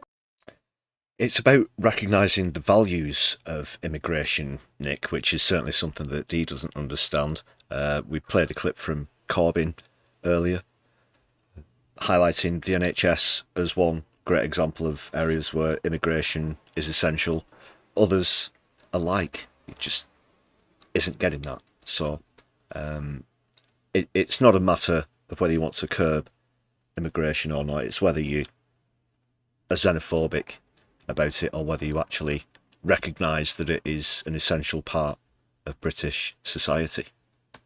Conversation that we have to have as a country. Yeah, well, let's have it. Do you want to curb Thanks, Andy, for that gifted membership as well. Big up Andy in the chat, please, everybody. We have shortages in our NHS. If we are to have the council house building programme that the Labour government has said that it will have, you need to have construction workers. Now, I'm very keen to talk about a cause that you're very passionate about, Gaza, about your visit to the West Bank when you're younger. But there are other things you say this party is about. You said the other day, we've got to withdraw from NATO immediately. Yes. We should leave our defence alliance. Well, Ireland isn't in NATO, and I think Ireland is okay in terms of its safety, in terms of its security. And I think that the fact that NATO and Donald Trump in particular is able to force governments like ours and governments across Europe to increase defence spending to 5% by 2035, which is around £70 billion an increase. I think that is something that has to be challenged because... That's a lot of money that could, of course, be put to better use in this country. What Zara is essentially saying there is she doesn't want to go along with the industrial military complex that the rest of the world, most of Europe, and certainly the United States of America is going along with it. They are the arbiters and creators of that global warfare, perpetual warfare tactic / economy. And we just don't want that. You're talking huge amounts of money, £70 billion. Forget about your 22 billion black hole or anything else. So much money, and Trident comes into this as well. That's hundreds of billions of pounds, a huge chunk for our nuclear deterrent. And are we the sort of people who are so psychopathic that we would launch nuclear weapons against another country? I don't think so. And I think that a reduction in nuclear arms, along with other countries, has to be a long-term goal as well. Neutral. Ireland is neutral. Neutral. Yes. So is that the vision? I think that we Britain... can have a new form of internationalism, that we work with our European neighbours and also countries around the world, where we are driven by peace, we are driven by addressing the climate crisis, we are driven by diplomacy rather than aggression and imperialism. But you represent a city, Coventry, which knows very well the consequences of war. Yes. The remnants of Coventry Cathedral are a reminder of the numbers that died. Always and he goes at it, but this, but that, and has his agenda there in front of him. You'll never hear him say, well, my goodness, Sarah, you're absolutely right. Yeah, I've never tried to look at it that way myself. In fact, that's a really good concept that you've got there, and that really is the way that things are. Thanks for pointing that out. There's just this but, and now it sounds like he's going to go over to the fact that Coventry was hit during World War II severely. The industrial areas of Coventry, that is. We were hit here in Manchester as well, not to the same extent. But where's he going with this crap? In that war, but arguably the reminder of something else. That you actually have to fight back. You have to fight to defend yourself. To fight fascism. Do you reject that idea? No, I don't. And the work that Coventry Cathedral does in particular around peace and reconciliation is really important. The solidarity it has with cities like Dresden and cities across the world. It is committed to a future of peace, of reconciliation, Sure, and learning the lessons of the A country led past. by Winston Churchill had to use the thing that you condemn. Bombs, tanks, missiles. That's what they used in order to defend fight fascists. Coventry. Yes, and fight fascism. So you're not neutral. What's he going with? I think in the... Forgive me if I'm wrong, people, but is the question here, are you going to get into a tank and defend Coventry for some reason? What, if it comes to it? Insert your own scenarios there. Where's he going with that? That you have to defend just simply making the point that she's going to distance herself from her own constituents by forming this new party, which is a load of tosh as well. I think the people of Coventry South stand behind Zara Sultana, and they will continue to do so. They elected her because she has socialist policies. She's correct to have veered from Labour because they've not come through on the manifesto pledges, and also, as she rightly pointed out, they didn't vote for Labour for the 2-child benefit cap and the scrapping of winter fuel support payments, that kind of thing. It's, again, desperate stuff from Robinson. Context of the Second World War and fighting fascism, then yes, Sarah. Of course, you have to fight back. So we don't have to fight Russia led by Vladimir Putin. But the crises and for the record, I actually think that she would get into a tank and fight fascists if it ever did come to that. In Coventry South, with Vote Sultana written on the side of the tank. I don't know what scenario Robinson wants to dream up here, but let's ride with that one. Yeah. the threats our country faces today are not military invasions like what we've had in the past. They are more likely, I'm going to get to that point, they are more likely to be related to the climate crisis. They are more likely to be pandemics. They are more likely to be economic crises. They are not likely to be military invasions. That's just the reality that we're facing. And so rather than putting billions of pounds into defence spending, we should be investing in what I think is real security for our communities, especially in Coventry as well, around housing, around insecure jobs, around our public services. So you reject the idea, do you, that investing in what you call bombs, tanks and missiles is a deterrence? What you call... the increase of military spending to 5%. That's literally what it is, Nick. That's literally what you call bombs, tanks and these so-called bombs, tanks and missiles. It's not fucking Scotch mist out there on the runways, you know. Jesus wept, these so-called. If we're increasing the budget by as much as 5%, Nick, which is a huge chunk of GDP, then what do you think that's going to be going on? Get real. Get real, man. These so-called phony, well, if you say so. Bombs, missiles and tanks, is it? Oh, is that what military spending goes into? You young, naive. Just very condescending as well, isn't he? Of GDP. Forgive me, that's a different point. I think it's connected. I think it's about this narrative that to feel safe, we need to have bombs, tanks and missiles, and we need to be in the pockets of arms manufacturers. That is something that I am opposed to, and especially when we think about NATO. You can argue against an increase in defence spending. That's a perfectly legitimate debate. Lots of people would have, but you're not. You're saying, let's leave our military alliance, NATO. But you're wearing a poppy. Yes. I'm intrigued. Yes. You're wearing a poppy. I didn't think you were wearing a poppy. Fighting fascism, I've always Nick. worn a poppy. That's what's interesting. Some people see the... That's what the poppy means. Lest we forget, we don't let this happen again, do we? We don't let the rise of fascism happen, lest we forget, because so many people bravely gave their lives for this country and others. Nick, that's what it's really about. And there wasn't a NATO back then either, was there, Nick? And again, look what NATO's led us to. That's certainly one of the catalysts for Russia's invasion of Ukraine. Zara's doing a great point in highlighting why we shouldn't be part of NATO. That's one of the biggest announcements that they've made so far.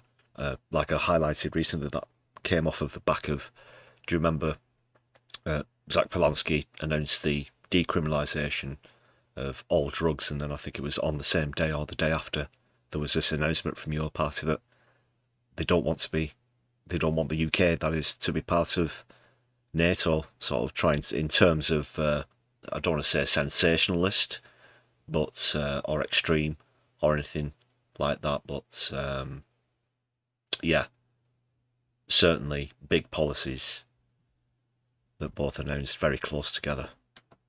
Poppy is a symbol of militarism. They see it as a celebration of war. So you don't. I'm wearing the poppy because when we come to Remembrance Day, it's important that we remember the fight against fascism. We remember the rights that have been won, that we are all able to live and celebrate with. And I think it's important to recognise that. Weren't they won with bombs and tanks and missiles and planes and all the things you say you don't want to spend money on? That's the fight against fascism. Would you cut defence spending, not just not increase it, you cut it? Yes, I would. Very poor indeed. No, I would not get rid of it altogether, but I would not be increasing it to 5%. You've condemned NATO for reasons you've just set out as what you call an imperialist war machine.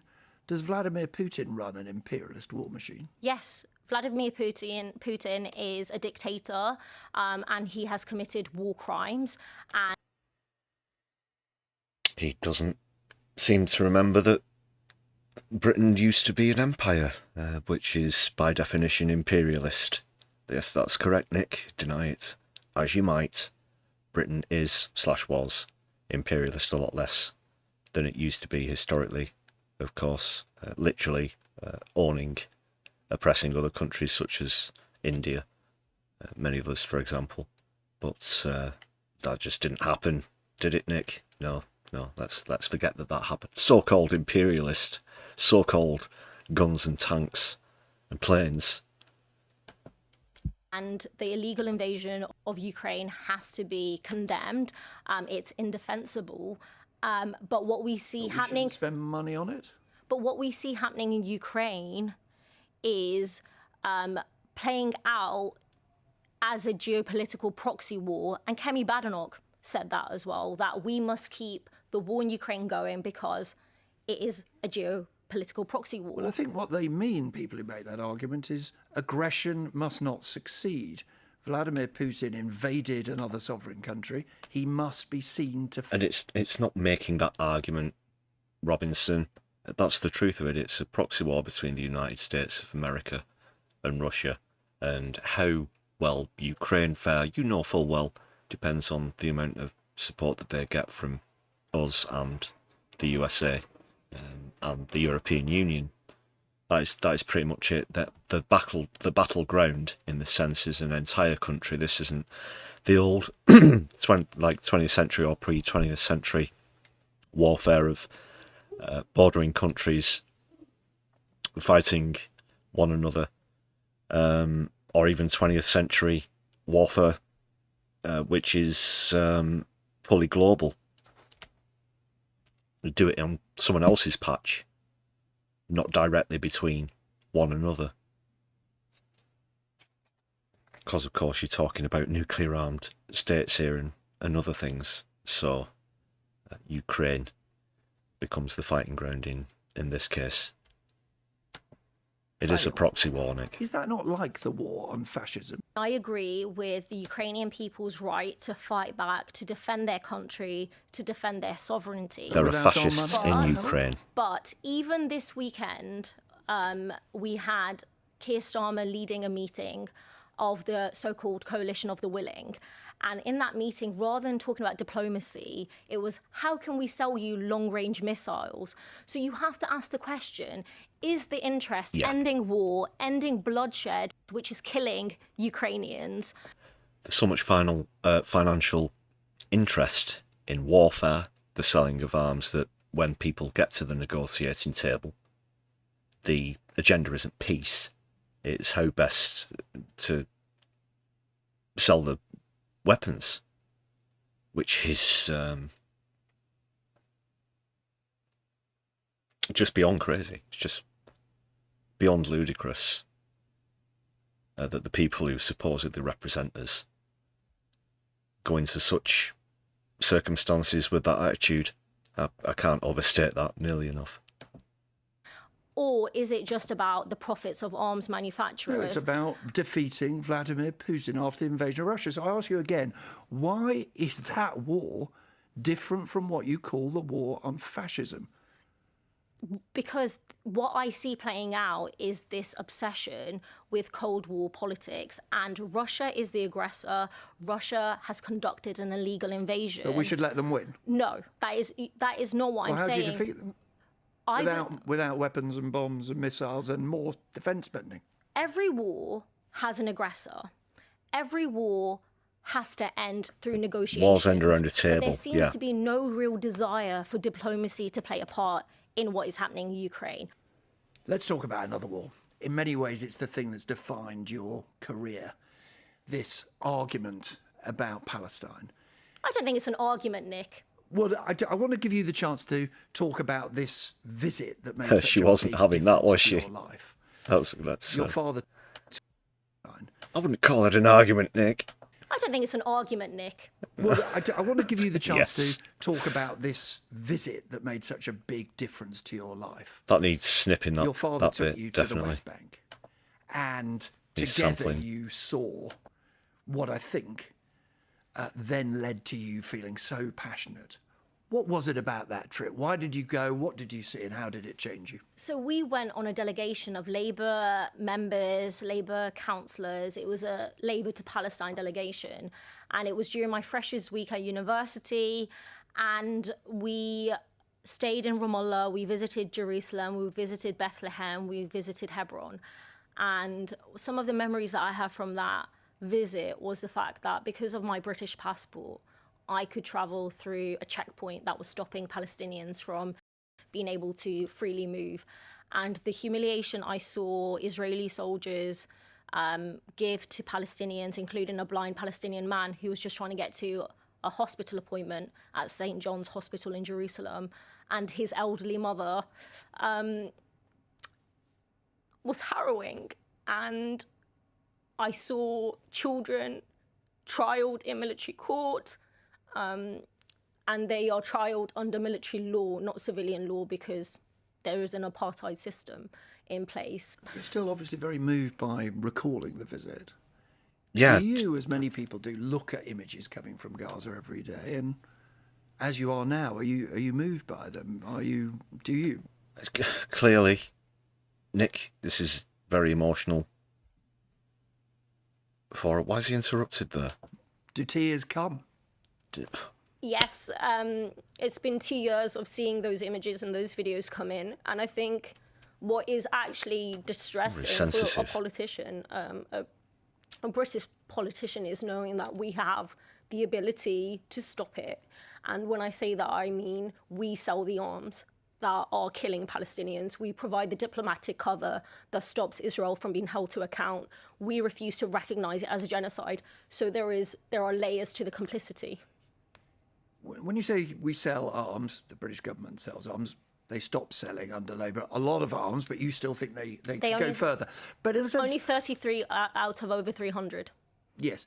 The argument is about whether you can stop parts on particular and planes. They can, they just don't want to. Not an argument, well, they don't want to because a lot of British jobs depend on it, and they say British defence depends on these genocide being used in other contexts as well, the F-35. I think red lines have to be drawn, and genocide should be a red line. Okay. Yeah. I'm keen in a way that we don't have an argument about whether it's genocide. That'll be decided. It's like the... Yeah, but... yeah, whatever. You just got... Yeah, whatever. Next line on his agenda. We're talking about a fucking genocide, man. And you just, yeah, whatever it. By an international court, you know it's contested. I'm interested in the other language. It's contested. You know it's contested. Use the word apartheid. And you know that offends lots of people who think it's not right. But in a sense, I want to draw the parallel. When you say apartheid, I imagine you're speaking to the many people, more of my age than yours, who remember the great campaigns against apartheid. The fact that that system... Yeah, how old is that, Nick? You baby photos in black and white. Did eventually collapse. If you ran the government, and somehow the pressure on Israel told, what's the end point? Where do we end up? A single state for everyone who lives there with equal rights. So no Jewish state? A single democratic state for everyone who lives there. No, but I asked the question, it's an important one. That no for me, Jewish... No. Thrice quadruple no.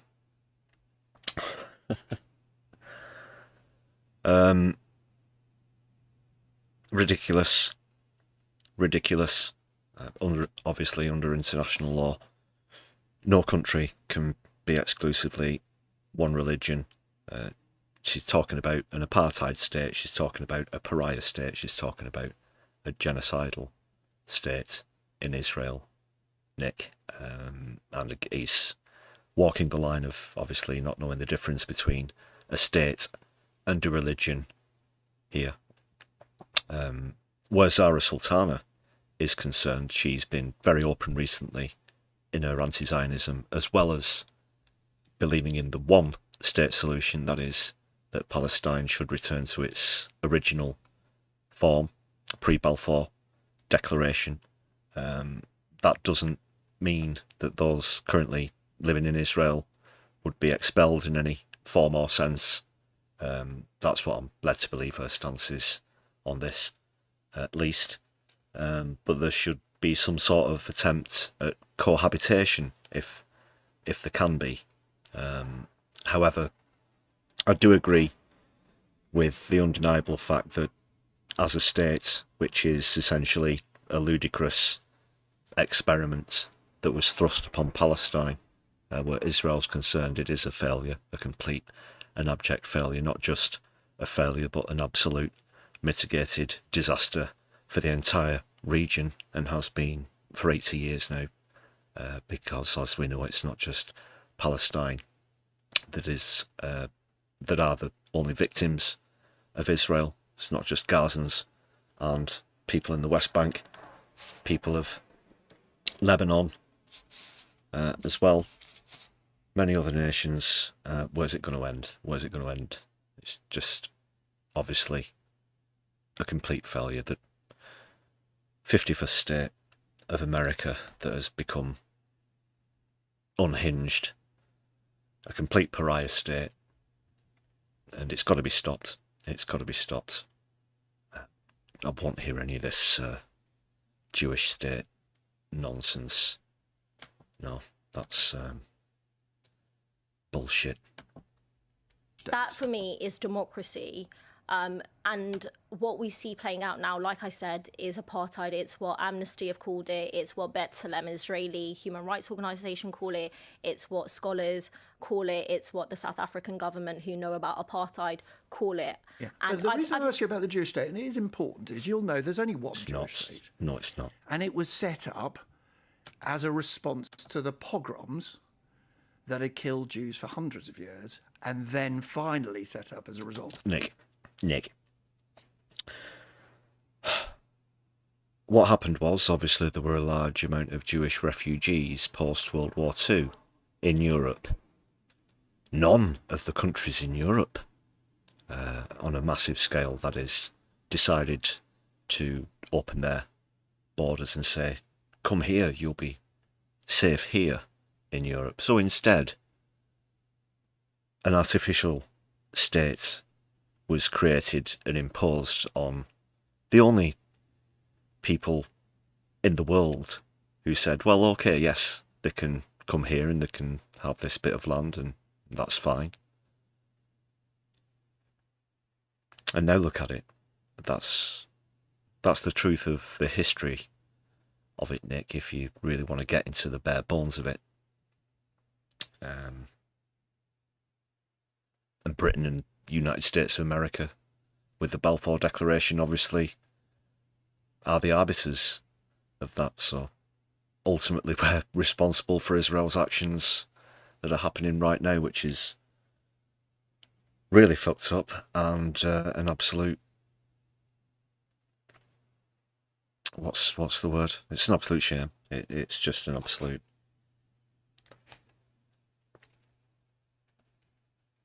smirk on this country. It's unbelievable.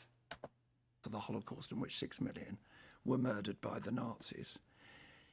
Is your argument we just shouldn't have a Jewish state? There should not be one. My argument isn't about the rights of states.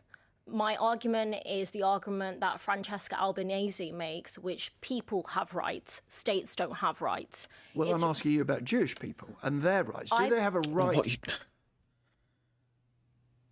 Instead of saying this religion goes here in this country and this religion goes here in that country, which is, again, a ludicrous, I don't know, you don't want to call it solution or whatever. But what you really need to do is stamp out the hatred. You need to stamp out anti-Semitism. You need to stamp out fascism. And then, of course, Jews and all religions would be safe anywhere if you stamped out all of that hatred, Nick, instead of just trying to sort of geographically compartmentalise people who follow the three Abrahamic religions, lest they don't get on or not. I mean, surely that's where the focus should be. To the protection of a state set up for Jews, by Jews, the only one in the world, in order to protect them from hundreds of years of persecution. That process of setting up a state, like you we said, know what he's trying to set her up for more. Involved the dispossession of hundreds of thousands of Palestinians. Absolutely. It led to the Nakba, where people were displaced, where villages were burnt and rebuilt. And so there has to be a recognition of that. You're proud, as it were, to be an anti-Zionist. Yes. Zionism, of course, was the original concept of creating a homeland for the Jewish people. And you're proud to be anti it. And you think Jeremy No, because Corbyn, what it's actually all about, Party, was too Nick, is soft, appropriating a religion and trying to overthrow an entire country and genocide its people. The Labour Party under his leadership, and said that Jewish people felt unsafe in the Labour Party. Were they wrong, or didn't it matter? Anti-Semitism is a real issue, and we've seen that with the attack on the synagogue in Manchester. We see it from the hate crimes and the abuse in our communities, in our society, and we must all speak up, challenge that, and root that out of society. But we cannot want to get rid of the Jewish state? We cannot conflate anti-Zionism with anti-Semitism, because not all Jewish people are Zionists, and not all Zionists are Jewish people. You will have Christian Zionists, you will have atheist Zionists. So to conflate a religious group of people with a rich history of actually challenging injustice and oppression with Zionism is actually quite offensive. Let's end this conversation where we began, in a way, which is this new party. Your passion has been absolutely on display. The interesting question, I think, is why you think a new party is the right way of going about it. It feels to me like we're stuck between two worlds, and maybe it's the world of my generation, the world of your generation, which is most of my adult life, the idea has been these big, broad parties in which, yes, there's arguments between the left and right in those two big parties. They're resolved, compromises are made in order to get power. Are you saying that that world is dead now and that what we need is multiple parties representing narrower interests? I tried in the Labour Party. I was told that the Labour Party is a broad church and people disagree with each other. But Keir Starmer told the left, if you don't like it, leave. So that's what I did, because that Labour Party has become unrecognisable to me. I don't think it's okay to just settle for the Labour Party and just say this is the best we've got. Fine, so because say, well, join the Greens. I mean, the Greens are going up in the polls. The Greens are the most popular party with many young people. I think they're on 40% now amongst 18 to 24-year-olds. They broadly, Zach Polansky under new leadership, believe what you think, don't they? I like Zach. Your party was a thing before Zach Polansky became leader of the Greens, Nick. Did you not know that? So that's probably why. This rising popularity of excuse me, the rising popularity of Polansky has taken a lot of people by surprise, I'm sure. Very pleasantly, that is, by surprise. Zara Sultana included. But chronologically speaking, Nick, your party were there first, if you want to get into the bare bones of it. Polansky, I like the Greens, and I think we will be working together to stop reform, and there will be those alliances and those electoral pacts in the future. I think it's too early to talk about them, but we are a different party. And when you say you want to stop Nigel Farage, do you think he's a fascist? I think Nigel Farage has proven that he is not on the side of working class people, and that reform is just another wing of the establishment. And what we will see them, if they enter government, which I'm committed to stop, is more privatisation, more deregulation, more tax cuts for the super wealthy, and more austerity for the rest of us. But interestingly, that isn't language you would use. Well, I think the way that him and his colleagues have behaved in Parliament, where they have voted against trade union rights, where they are committed to peddle racism, to attack our rights, I do think he has all the features of a fascist politician. And I think it's important that we stop a fascist reform government. You're comparing Nigel Farage with Franco, with Mussolini, arguably with Adolf Hitler. Really? I have legitimate concerns about what a Nigel Farage government would do to trade unionists, to working class communities, to minority communities, to LGBT people. And what I've seen in government is Nigel Farage and his colleagues, like I said, vote against trade union rights, vote against anything that would actually help our working class communities. So yes, he's a danger. The curious thing is I was just watching you on the television because we had to delay this interview because you wanted to be in the House of Commons. To speak against the Nigel Farage bill to make... He was sitting right just in front of you. Yes. Do you ever talk to him? I have not had a conversation, but I have... Would you? Yes. Would you be polite? I'm always polite, Nick. That is true, I think. I actually get on quite a bit with Danny Kruger. Would agree with that. I waved to Lee Anderson today, but I don't think we'd see eye to eye on a lot of things. Zara Sultana. Thank you very much for joining me on Political Thinking. Thanks for having me.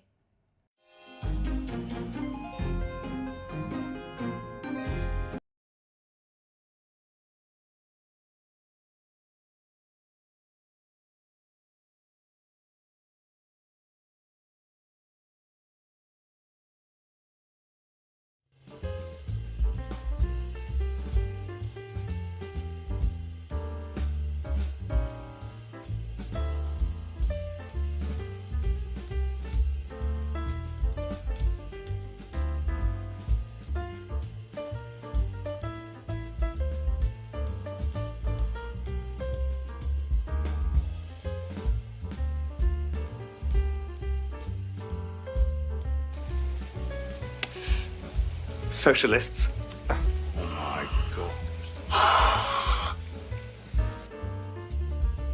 Can you dig it? Can you dig it? Can you dig it?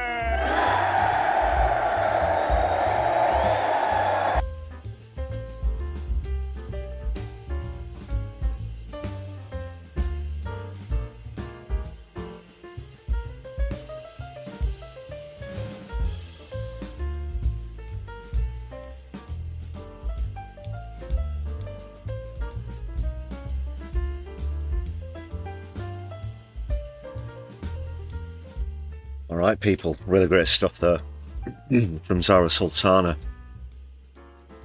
Quite impressed by that. A shout out to Morbius for the gifted membership as well, taking us up to 110. Awesome stuff. Big up Morbius in the chat please everybody. Just adjust the target. Thanks again, Mo.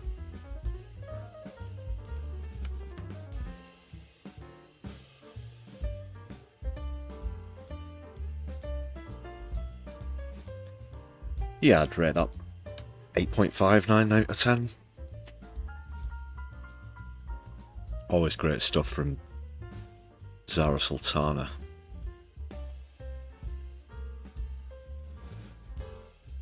Speaking of which, 68% of you would now prefer that we cover the Your Party conference in Liverpool on November 29th.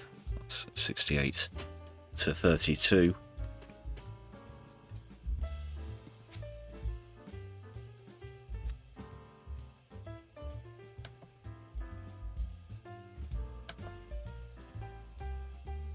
And Gaza came up during that interview. That's where we're going to go to next. Just a bit more focus on the latest, as well as a couple of protests as well.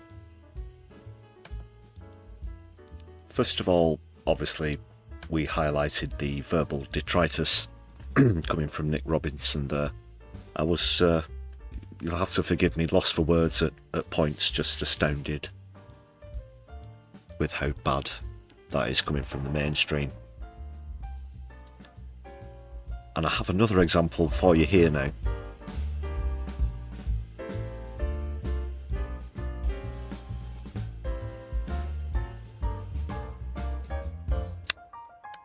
Just from an article.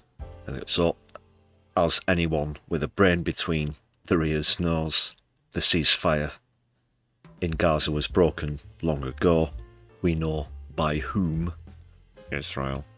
And several incursions have taken place. Despite this, and this was a couple of days ago I think when I bookmarked this one,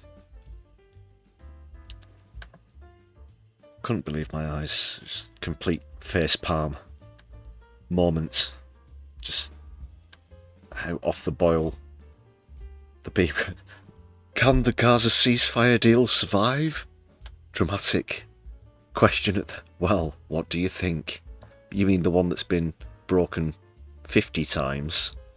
Do you mean the well over 500,000 people that have been killed by Israel since the, air quotes, ceasefire came into effect?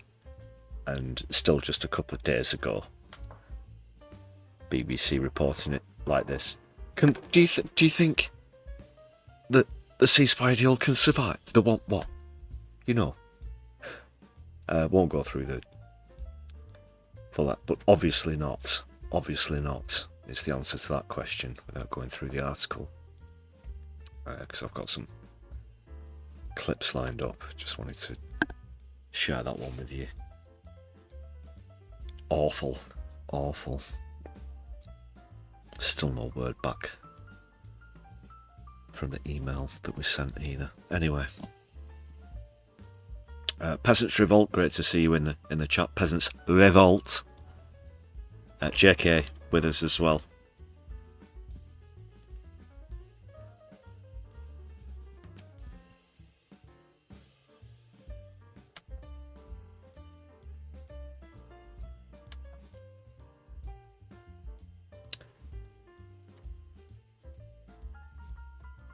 So some of you might recall this was really in the very early days of creation of the channel, which is just over 2 years old now, apparently. Started off as a sort of not a serious thing, a sort of side project. But anyway, I remember doing a short about it, I think. At least. This thing about TikTok influencers being bribed by Israel for $7,000, which seems to be a consistent amount throughout the platform. And another whistleblower has come out and explained how they were approached by Israel. Let's see what's happening, people.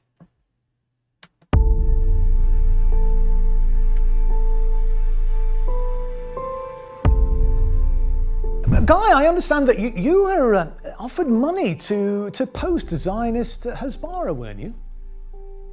Yeah, that's right. This situation is what really solidified my support for Palestinian rights. When October 7th happened, I didn't know the first thing about Israel or Palestine. And so I ended up making a few videos talking about Palestinian struggle for freedom, just very like surface level videos supporting Palestine. And soon after, I think it was a week or two, I received an email from an Israeli news outlet offering me $5,000 to go live on my TikTok page and pledge my support for Israel.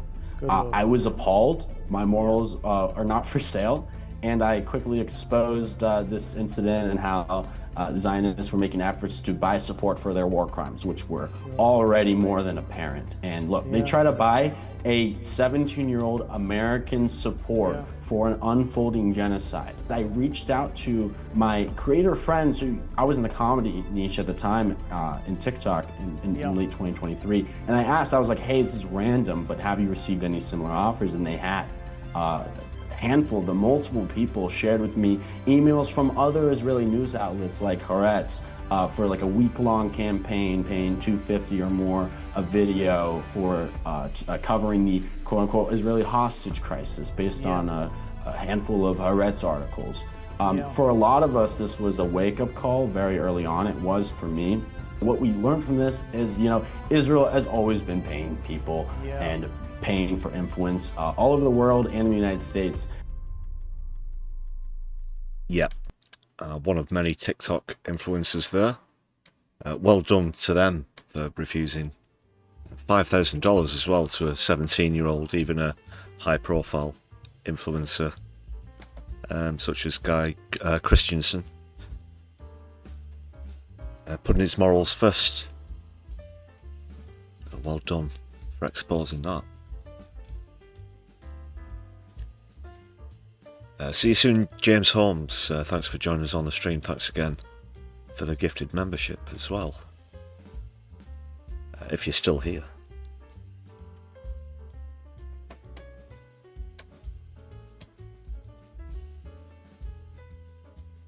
A little more about lobbies and bribery and influence in just a moment, but first of all, speaking of here in Manchester, another protest took place this weekend. This isn't my footage, I wasn't at this one unfortunately, but you can see this here, another great turnout, as well as always Manchester stands in support with Palestine.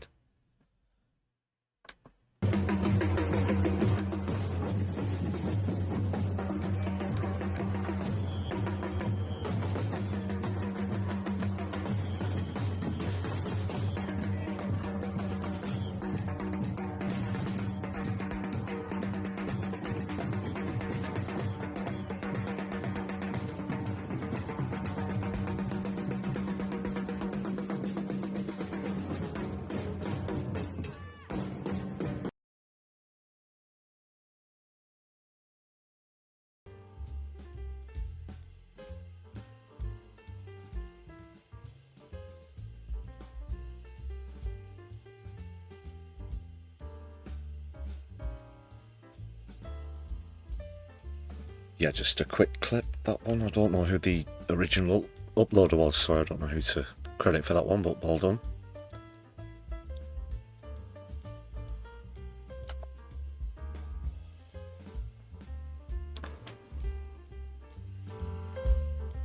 So yeah, I mentioned the lobbies there. Of course, the best known one, where the United States is concerned at least, is AIPAC. And check out this protest, people. An on-stage interruption from an AIPAC protester with a Benjamin Netanyahu mask on, pretending to offer money out to people. Let's see what's happening. This is a good one.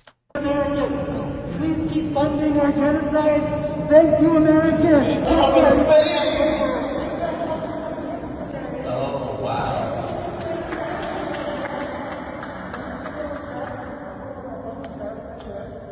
Thank you for saying something about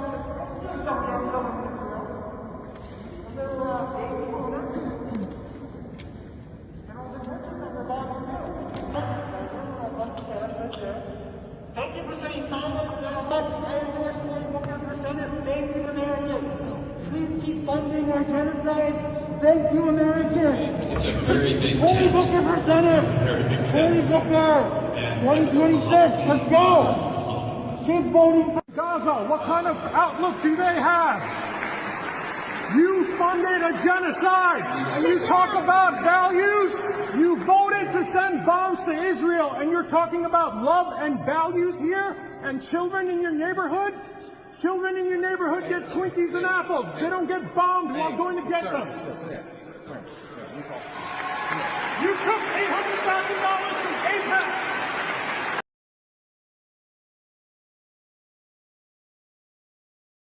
$800,000. A lot of money, but it's enough to buy a politician in America. By the looks of it, great protest there. Really well done.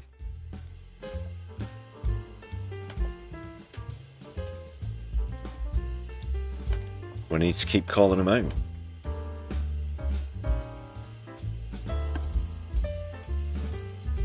In public.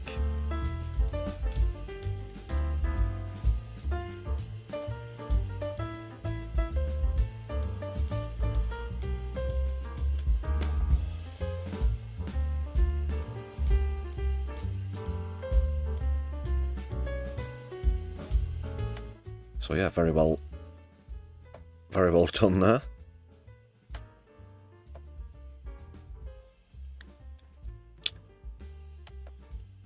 Time for another shout out to all the members on the channel now as well.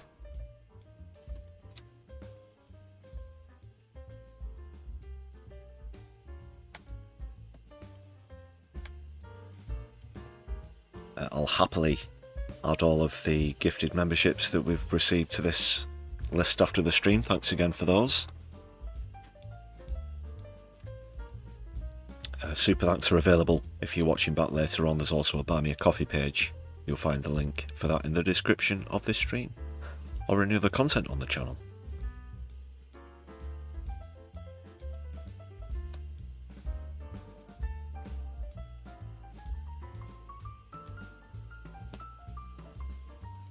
Thanks again, everybody. We're getting close to halfway towards the 250 target.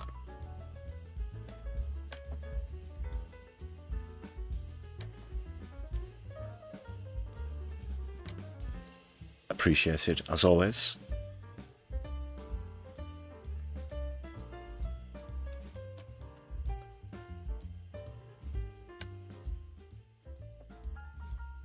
We're coming towards the end of things here. Do stick around, people. Gonna get a raid set up, and whilst I do so, we'll take another final visit into the Fondue Lounge.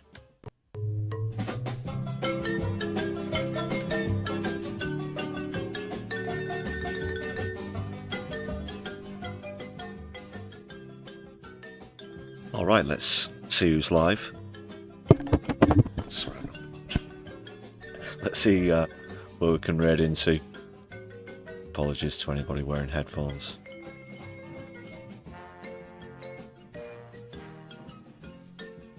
I wouldn't touch any of the fondue. No, Pete, it's gone stale by now. Definitely.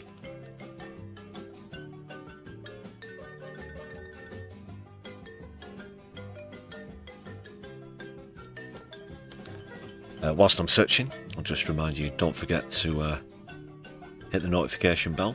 We'll be back with more live streams next week on The Brews at 10, as well as other video content as well. Please do check out some of our latest uploads if you've not done so already, or if you already have, why not go back and check it out again. Slim pickings, actually. Doesn't seem to be anything live other than Al Jazeera. I guess I'll raid you into Al Jazeera.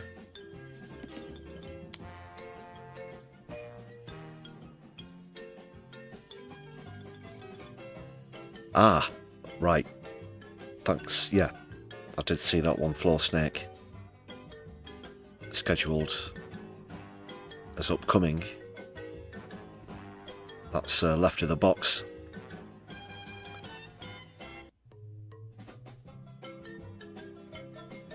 So yeah, just a short time away. Let's go for that instead.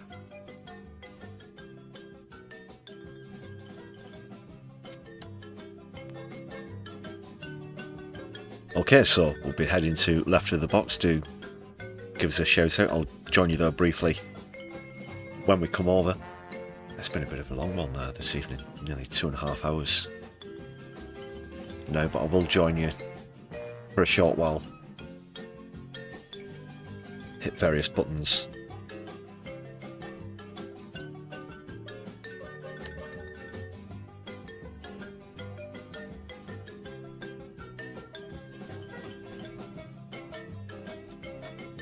Alright, that's taken care of, people. So I'll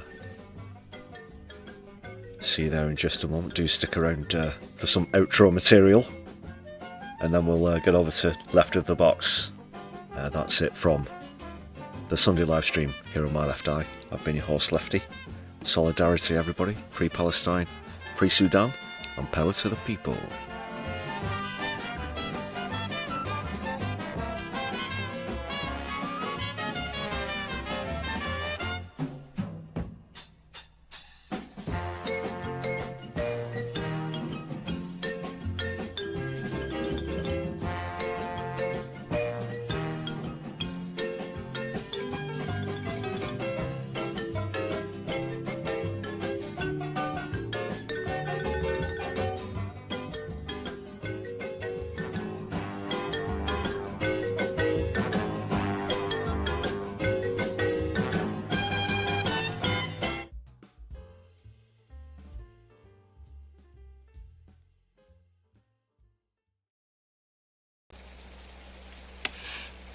Socialists